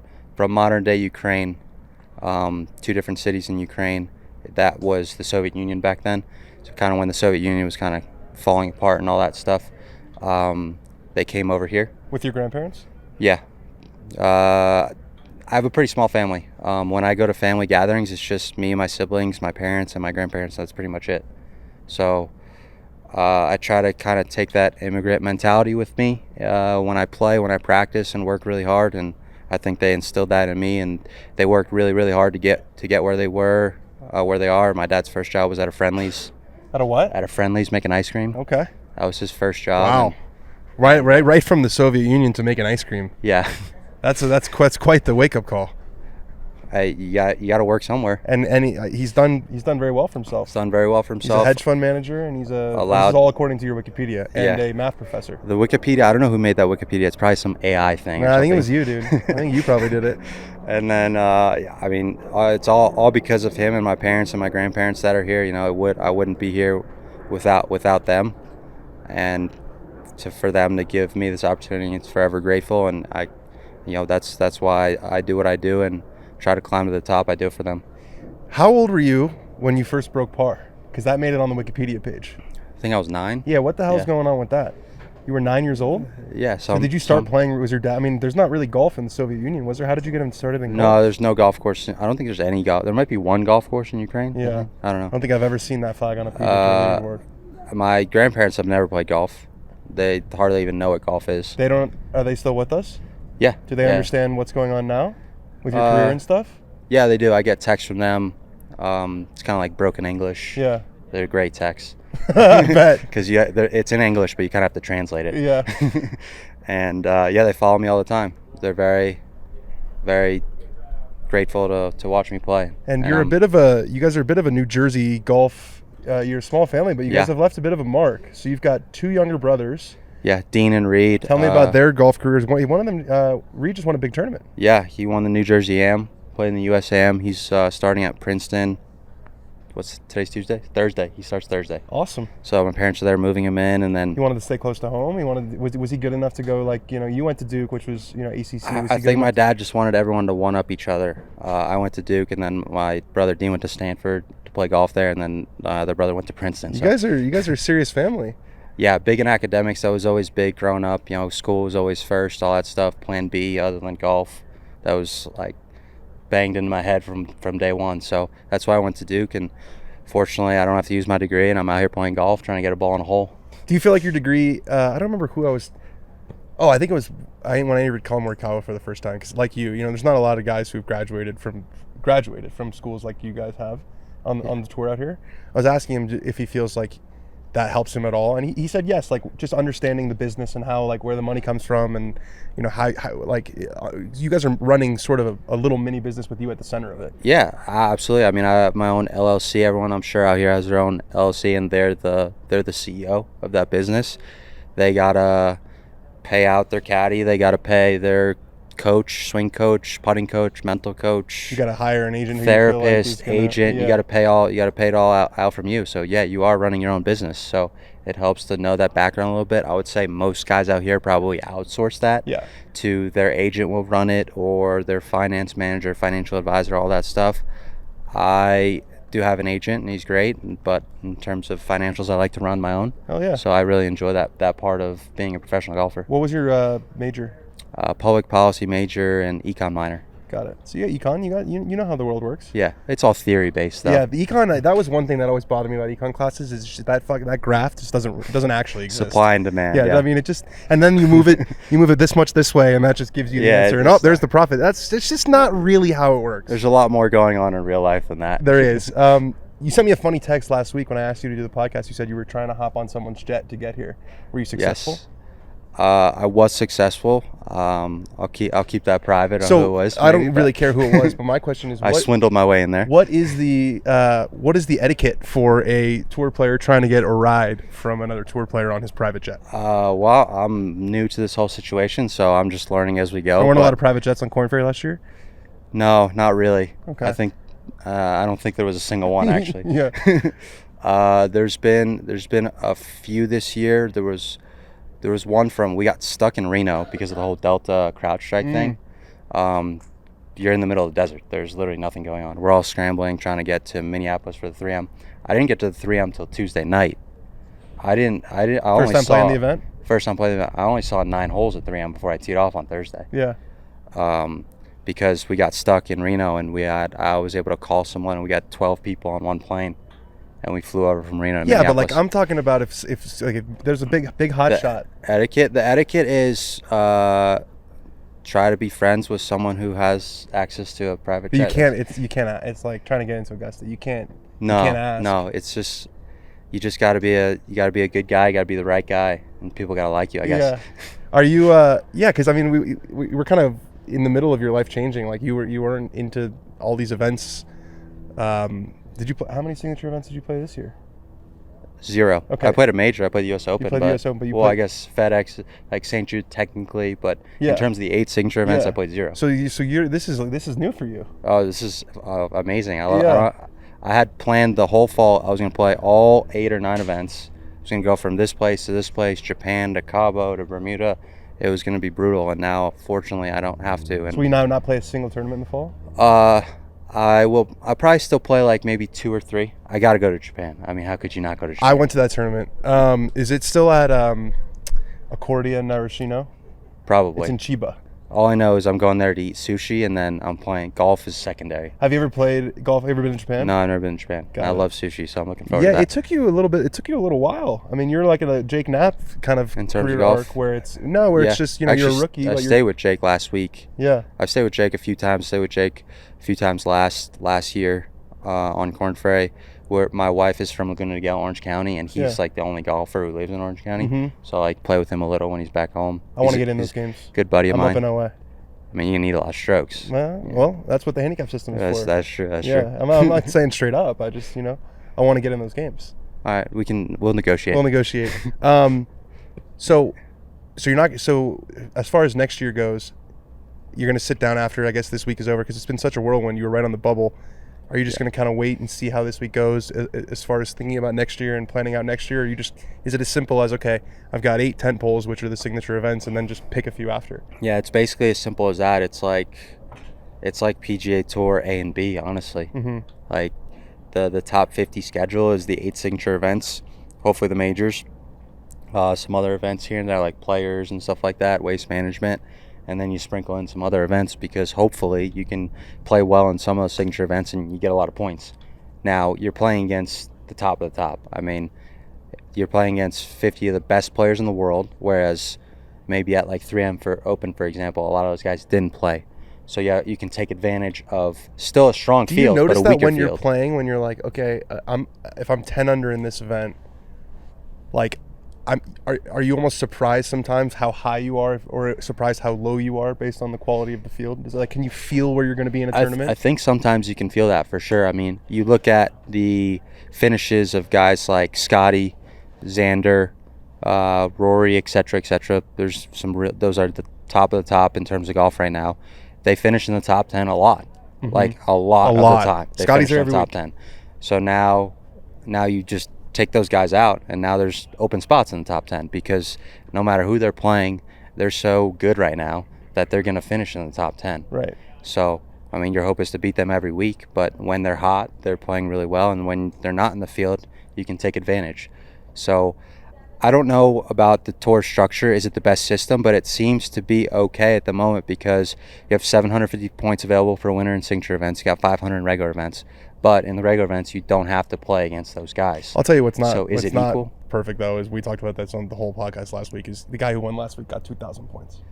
Yeah, that's totally separate Totally because that's separate issue. playoffs. No, I know, Like they're but trying to it's brand it. it's But I don't know. it's not if, working. I don't know if golf as a sport is. I don't know if you can do playoffs because in golf you're not playing 1v1. So if you in the other sports, the playoffs, basketball, football, at the end of those playoffs, that's the prize for the whole season. Yeah, that's the prize. That's in golf, all you play for. That's in it. golf, the prizes have already been given out. Yeah, I know for you guys it's majors and important getting in, tournaments but it's about who wins the majors. Correct. And who wins the players, and a couple other like massive events. But yeah, it just seems like the whole playoff. Like I really like the FedEx Cup regular season. I think it's pretty fair. I think it's pretty good. I think it's a good representation of who's been where throughout the year. I just think this playoff thing, and I don't know. I'll give you an example of why maybe the playoffs isn't the best system now. Data Golf is a good statistics website. I don't know if you've seen it. I use it all the time. So Scotty Scheffler, I was looking at it a lot last week on Sunday because they did showed a live odds, model. Yeah. models for odds for BMW. But Scotty obviously has a good probability to win every week, but they were showing the odds to win the FedEx Cup. And so at the start of the FedEx Cup, he had 53% chance to win. And no matter what happened in like the first 2 events, the highest chance he could get to win the FedEx Cup was 54%. So Even if he's at 10 under. it could only Just even if he's leading the FedEx Cup. He's gonna start at 10 under, right? He might not. If Xander wins this week and he finishes worse than 4th, Xander is in front. Because it's the 2,000 points. Yep. So so then he starts at 8 but he was capped out. He's essentially capped out at 54% no matter what he does in the first 2 playoff events. So is that a great system? I don't know. Maybe you should have a bigger lead in the final event. Yeah, or maybe they just get rid of the whole playoff thing. The FedEx Cup champions, it's like the Premier League, and then you do something else with this 3-week stretch. Like the Premier League is but we're in America. They want yeah, but it's a playoff system. It's different. Golf is golf's different because you get breaks here and there. It's just different. It's just different. It's not a team sport. Let's start there. You could just have a week where things don't go your way. Even being Scotty Scheffler, things don't go your way. He said it. If he wakes up with a sore neck one day and can't play, he doesn't win the FedEx Cup. Yeah. Anyways, we're getting a little rambly here. Golf course this week. You hit it a long way. You're a very long hitter off the tee. How far are you? What are the speeds this week? Does the ball speed go up, or is it more just the carry goes up? The carry certainly goes up because of elevation. Yeah. Ball speed, because it's 90 degrees at peak temp, so your body's really moving. Maybe the ball speed ticks up a little bit. But not because of the elevation. No, it just cuts through the air better. Yeah, it's just basically a straight. I have this app that kind of spits out the percentage at what altitude. So I'm playing in the afternoon almost 15%, and then in the morning probably about 10. Those are a lot higher numbers, I feel like, than is it because we have a better understanding of how far the ball goes now, or ball flight? Because I feel like it used to be kind of 7%, 10%. You're playing 15%? 15%. We're at 6,200 on my app elevation here on this golf course, and it could change because you're going downhill and uphill, but you're about that. I'm playing in the peak afternoon at 90 degrees, 15%, because pure altitude is probably 12, 13, but I do all my numbers at 75 degrees sea level, so that's 15 degrees. Every 10 degree difference is 1.4%. of the ball going further or shorter. Yeah, but there's probably only a few events per year, and they're early in the year where you actually subtract off that number. Yeah, like Torrey Pines, for example, it's Riviera cold. Maybe. Riviera, it's 55 in the morning, so now you're 75 to 55, it's almost 3%. Yeah, so temperature stuff makes like that. a big impact. Plus, you're maybe swinging a little slower because it's colder. I mean, out here, I'm swinging at probably 122, 184 ball speed, around there. Yeah. And that's carrying probably 340. Mm-hmm. I mean, on this first hole, it's 38 yards downhill. This first hole, Rory's gonna hit one 460. Apparently he was hitting that house in warm-ups, and they told him to aim for the right. Yeah, I flew it over that netting on one shot. It's sick. Yeah. And then what? And then you didn't hit any more? Or did you just hit it lower? I felt bad. I didn't want to hit the house. Yeah, it's a nice house. It's a really nice house. They probably did, they weren't thinking about Rory McIlroy. They probably don't even have insurance because who hits it over that net? Yeah. But yeah, I was talking to one of the guys on the range, and he was just freaking out on the dispersion you see the flag in front of the 200? Yeah. He was like, I've never seen that before. I've been on this range every day for the last years. He's like, I've never seen dispersion. I'm like, yeah, well. Yeah, because you got hacks versus the best players. That's what happens when we have the best players in the world out here. That's exactly right. Well, it was very fun getting to know you. Good playing this week, good playing these last couple of weeks. It's been fun to watch. And we'll see you on the A-Tour next year. Yeah. That's fun for you. PGA 1A. PGA 1A. Oh, and I'd be remiss if I didn't say one of my fellow Jews out here on the PGA Tour. Yeah, of course. Even though Cheers. I'm not on the PGA Tour, but I'm trying to. I think Max Homa is the number one. You coming for him? I'm coming for him. Wow. We're gonna go another 20 minutes. Yeah, we got. It's like the. It's a small ranking. It's you and Berger's there too. Berger, yeah, he's been kind of hurt a little bit back and forth. Ben Silverman's a rookie. Ben Silverman on tour, great. He's dude. been up and down, hasn't he? Yeah. All right. People don't want to hear us talk about our Jewish geography, so that's fun. Cheers.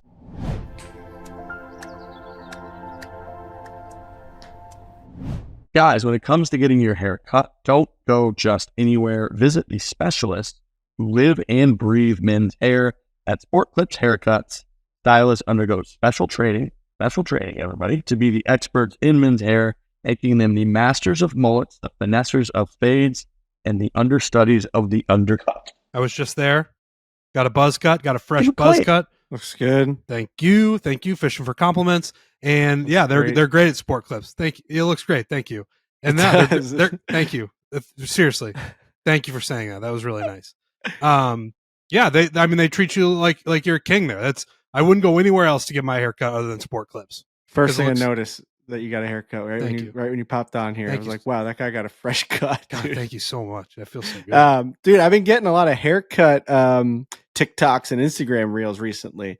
And it's fun to watch people go in with those like crazy long, just like bushels of hair. And then they tell the guy, like, just do whatever you think.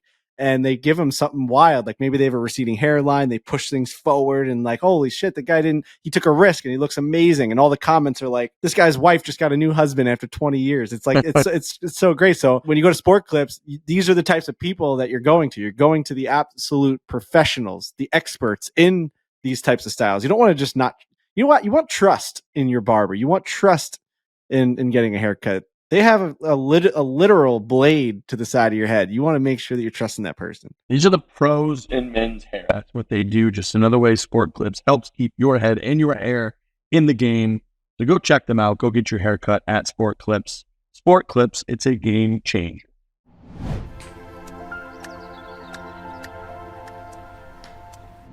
All right, we are joined by Denny McCarthy. I think, is your first time on the show? I think so. It's your first time on the show. We've tried to do this before. We tried to do this last year and it didn't quite work out. So this is a very rare thing because in my line of work, you know, I a lot of it is managing relationships and who have I asked recently? Who do I get along with decently well? So I really hyper fixate a lot of times. I don't remember this interaction.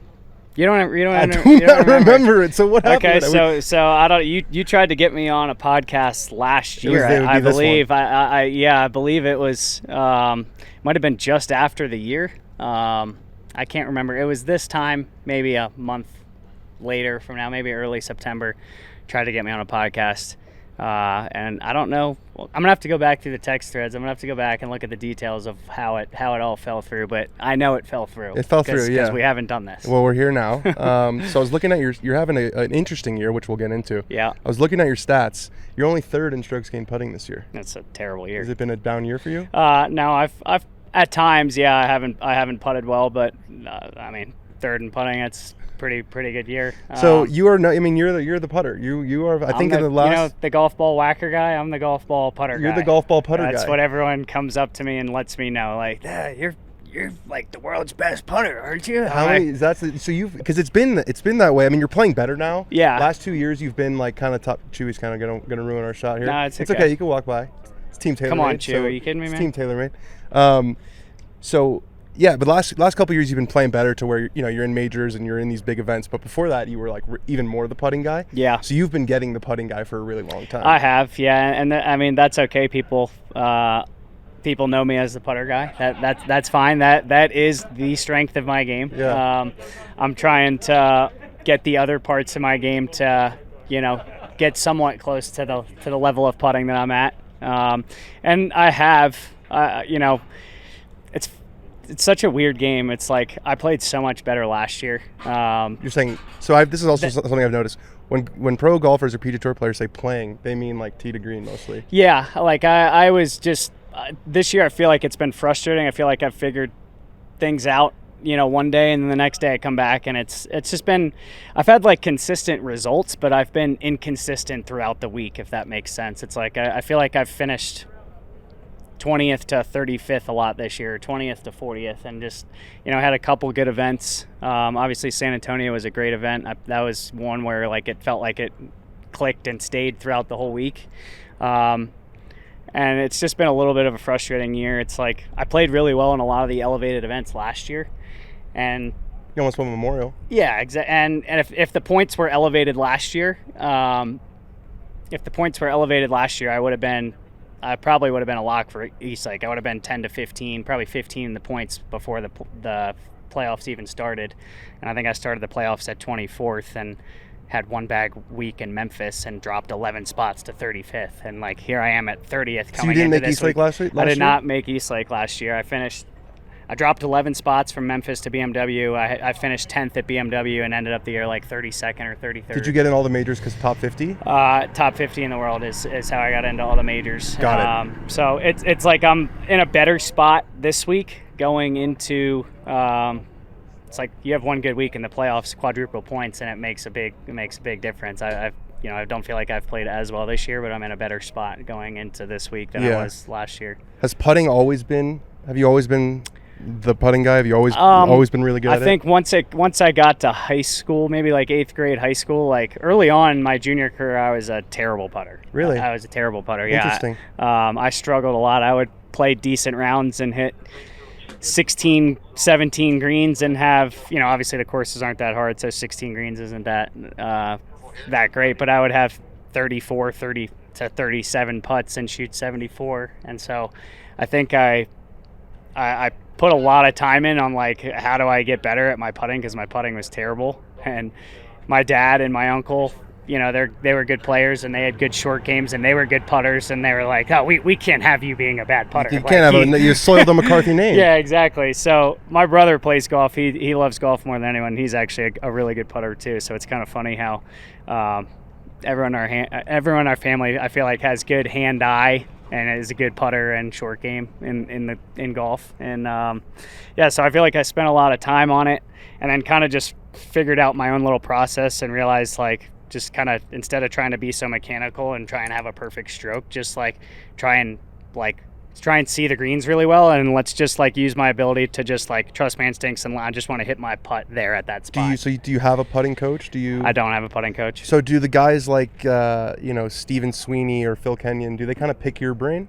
I haven't really talked to them much. I'm sure they're looking at videos of your stroke. I don't know. I mean, I wouldn't claim to have a perfect stroke by any means. Like, but you're the best. But you've been the best putter in the world. This is interesting. Yeah, I think it's my green reading. It's my instincts. I feel like I have really. You told me once that also you grind, like on the greens. Like you take pride in that. I do take pride in that. I'm not just getting up there and being like, oh yeah, it's a ball out, and I'm just gonna hit it a ball out. Like I'm really getting detailed. It might be a ball out, but I'm picking spots, somewhere between me and the hole, and really trying to visualize if is this spot that I picked too high or too low, and get up over top of it. If it feels a little high, tick my line a little lower, just aim a little lower. It's kind of like Are you slow on the greens? I can be at times. Sometimes when I see it and have a spot that really stands out and like it feels good, like I can be really.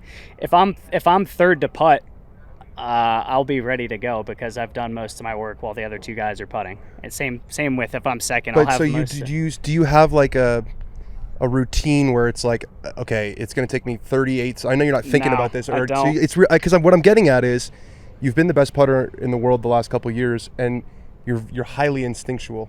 So it might go against what some people teach. Yes, I know a lot of guys are using aim point. I actually know aim point. I learned aim point a couple years ago just to have as a tool. You might see me toss my feet in there every now and then just to get a feel. Obviously, the guys that are using aim point are having some success. They struggle to see the greens, so they've used that as their primary source of reading the greens, and it's helped them. And that's not against the rules. You can use aim point. So I trust my eyes more than anything. Sometimes I might just throw my feet in there using aim point just as a confirmation of my read. Okay, my read is good. What I'm seeing is correct. I don't know. I just try and be an athlete, really. I try and lock in. I joke about trying to find the mama bear, basically. Like, this line. Yeah, I know it sounds really weird as I just say that. Let me just back up. Is this a too high, too little? Yeah, like this line's too low. Okay. This line's too high. This feels just right. Like, what I mean? I think the mama bear it kind of threw me off a little bit. Well, I should have started with. I should have started before. You should have started it differently. You just should have started it differently. It's okay. It happens. Okay. I've had times in my life where I'm convinced that I'm a better golfer when I've had a few drinks. Yep. There's been times in my life where I've convinced myself I'm much better sober. What I've kind of landed on these days is my ball striking gets worse when I drink a little bit, but my putting gets better. Yeah. And so my question for you is, does your putting get better when you drink, or are you so good that there's nowhere really to go? Yeah, I there's definitely a limit. I don't drink a ton when I play, but the handful of social rounds a year that I do play and drink, my ball striking feels like it gets a little better after a drink or two. And then if I keep having that, like I get like tired and loopy and like I'm just like over the ball, like my brain feels kind of but what about the putting? Yeah, the putting, it's always going to be decent. So it's sick. never going to be, it's, I mean, never, it's never just going to totally go to, can I use a cuss word or no? Yeah, what do you fucking think? All right, it's never going to totally go to fucking shit. Yeah. I wasn't gonna say fucking, but you Nice. said fucking, so I said it too. Felt good, I come on, bet. Yeah, I yeah. don't want to leave you hanging. Yeah, it's never gonna go to shit. I feel like sometimes it gives me like I get even more so like the tunnel vision line where I'm like Tiger ooh, vision. Yeah, like I see the tunnel, I'm like, yeah, I'm making this. Denny McCarthy after a couple beers is not someone I want with a 15-footer for birdie if I'm on the other team. Yeah. You've got like one of the great, they say they talk in basketball of like, oh, this guy's got really sick pickup game. Yeah. Like I think your country club golf game is really, really sick because typically the courses won't be set up as hard ball striking wise. No. So you're going to hit those 16 greens. I am. And I feel like you can shoot some low numbers on like normal setups. I can. I don't play as much golf at home as I feel like I used to. I'd say I've toned it back over the last few years. I do like to kind of take time off and then get back into it and then maybe play a game. Like then I'm like kind of like I like getting excited to get back into golf. So if I have 2 weeks off, I don't do much the first week. I'll go in the gym, but I don't do much golf wise. But like once I feel energized and refreshed and play around at home, like I get locked in because I'm excited to get back into golf. And that's when I can be dangerous because it's either my home course or a course that I'm familiar with, and I know I'm basically. Are you a grinder in those rounds too? Yes, I care. I put effort into it. I'm not just like going out there nilly-willy and just there's some thought and care to it. I'm not like grinding like it's the final round of the U.S. Open, but it's I'm playing against buddies or friends that I might be giving up shots to, and I don't like to lose. So right. Yeah, I'm putting some effort into it. Right. Yeah. No. That makes sense, but I just think you'd have so much fun like just when pouring in putts. Even like when I go back to Maryland, I try and. So the home course that I grew up at, it's called Argyle Country Club. Shout out. Yo. They are a club that I grew up at. Ton of great players. Par 71. My brother was just the president for a few years, and he's redoing the course. He's trying to make it harder so nobody ever shoots 59, but I've shot 60 like 3 times there, and when I go back home, I get excited to play because I'm basically trying to shoot 59. It's like 59 or bust. So I just learned last week I played a golf course where you almost shot 59. Bel Air is a pretty cool place to have a course record. Bel Air is sweet. Is it the official course well, record? they haven't had like any tournament, kind of tournament. So yeah. I mean, that was a for fun round. I do believe that I tapped everything in that day. So yeah, I mean, 60 at Bel Air. Yeah, it was par 70. I had a putt for 59 at the last. Didn't even know it. I thought I was 9 under, and I was actually 10. And I thought the par was 71 or 2, and I actually had a few cocktails in that round, which is probably why I just loosey-goosey. We're onto something Didn't care. Was having a great time with played with Jared Goff and Teddy Purcell. I got to know Teddy a while ago, and I met Jared that day, and we had a blast. I think it was just kind of like, let's have some drinks, let's have some fun. Bel Air, you kind of have to. And I think I got into it because they wanted to play a match and like they wanted shots. So yeah. I was giving them a lot of shots. So I'm like, man, I need to play well today. So right. if we just drank and didn't play any kind of match, I don't think I'm shooting 60. No, like I need something to and Goff like being get one of $40 million NFL quarterback probably played into it. Right. Yeah, exactly. I guy. wanted to take some of his money. I know he has a lot of it. He has a lot of it. I knew he had some that he was willing to get rid of. I'm going to let you go in a second here. My last question for you. You were like kind of close, sort of, to making in the Ryder Cup conversation-ish last year. Did you get a call? I did get a call. Did you feel so? You didn't think that you were actually had a chance to make a team. So were you excited to get the call? Listen, I know I've gotten to know Zach pretty well, and I figured I was going to get a call. I feel like somebody mentioned that anyone in the top 20 would get a call, even if they didn't make the team. And yeah, that was a little disappointing. Did you have your hopes up? No, not really. I didn't do much the end of the year. I kind of had a back issue that popped up, and I wasn't able to really play the golf that I wanted to towards the end of the year. So, I was in the mix kind of, with a month or 2 to go in the season, and then just didn't really do anything. Didn't make it to East Lake. So it's kind of a, not making it to East Lake, not finishing off the season how I wanted to, not kind of being really in the mix anymore for getting a pick. It's kind of a deflating end to the year. Yeah, but still a good year. It was still a good year, but, I've tried to do things to try and get better so those things don't happen where I don't fizzle out towards the end of the year. So, Yeah, it was cool to get a call, but at the same time, I wasn't really expecting. In my mind, I hadn't done enough to get picked on the team. I lied about last question because I have one more. That's okay, I you read can ask that as you're many making questions as you have some body issues right now that you're working around. Yeah, I've had a little bit of a hip issue that I've been dealing with this year, but I don't want to talk too much about it. I'm sure there's guys out here that probably have plenty of injuries that they're dealing with, especially late in the year. You played good last week. Yeah, I played good last week. The heat definitely helped to warm it up. It's going to be hot here this week, although different hot. Heck of a walk this place, by the way. I played the hilly back. mountain courses like this are not designed to be walked. At altitude. This golf course is meant to take a golf cart and have a couple cocktails. Yeah. Now it'll be a fun test this week. It's interesting with the elevation, around 6,500 feet, and then how many uphill and downhill shots. There's a lot of calculations going on, and especially like it was blowing 15 on the front 9 today, and just dealing with the altitude and uphill, downhill, then the wind, and it felt like it's like almost like a multiplier because it affects downhill shots more, right? It does affect. I found that it kind of affects downhill shots more. It goes farther, and then it maybe not quite as much on uphill shots. It's not in the air as long. Right, exactly. You're smart, man. That's why they pay you the big bucks. Figured it out. But yeah, it'll be interesting. It's going to be hard to exactly dial in the distance. I feel like middle of the green, and then it's putting contest. I like your chances. If it's not blowing, guys will be able to figure it out. And if it's somewhat soft, but if it firms up and the wind starts blowing, I feel like it's going to be hard to get it close on a handful of holes. It's kind of what it feels like. Cool. Awesome. Well, thank you for joining us. Good luck this week. I think your hip's probably a lot worse than you're letting on.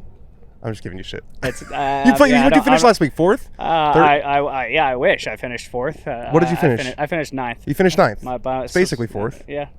It's now it's like 9th. Yeah. Well, thanks for doing it. We'll do it again soon. 9th is like a 9th. 9th is a 9th. That's why they have the numbers next to them. Exactly. Cool. Thank you. Cheers.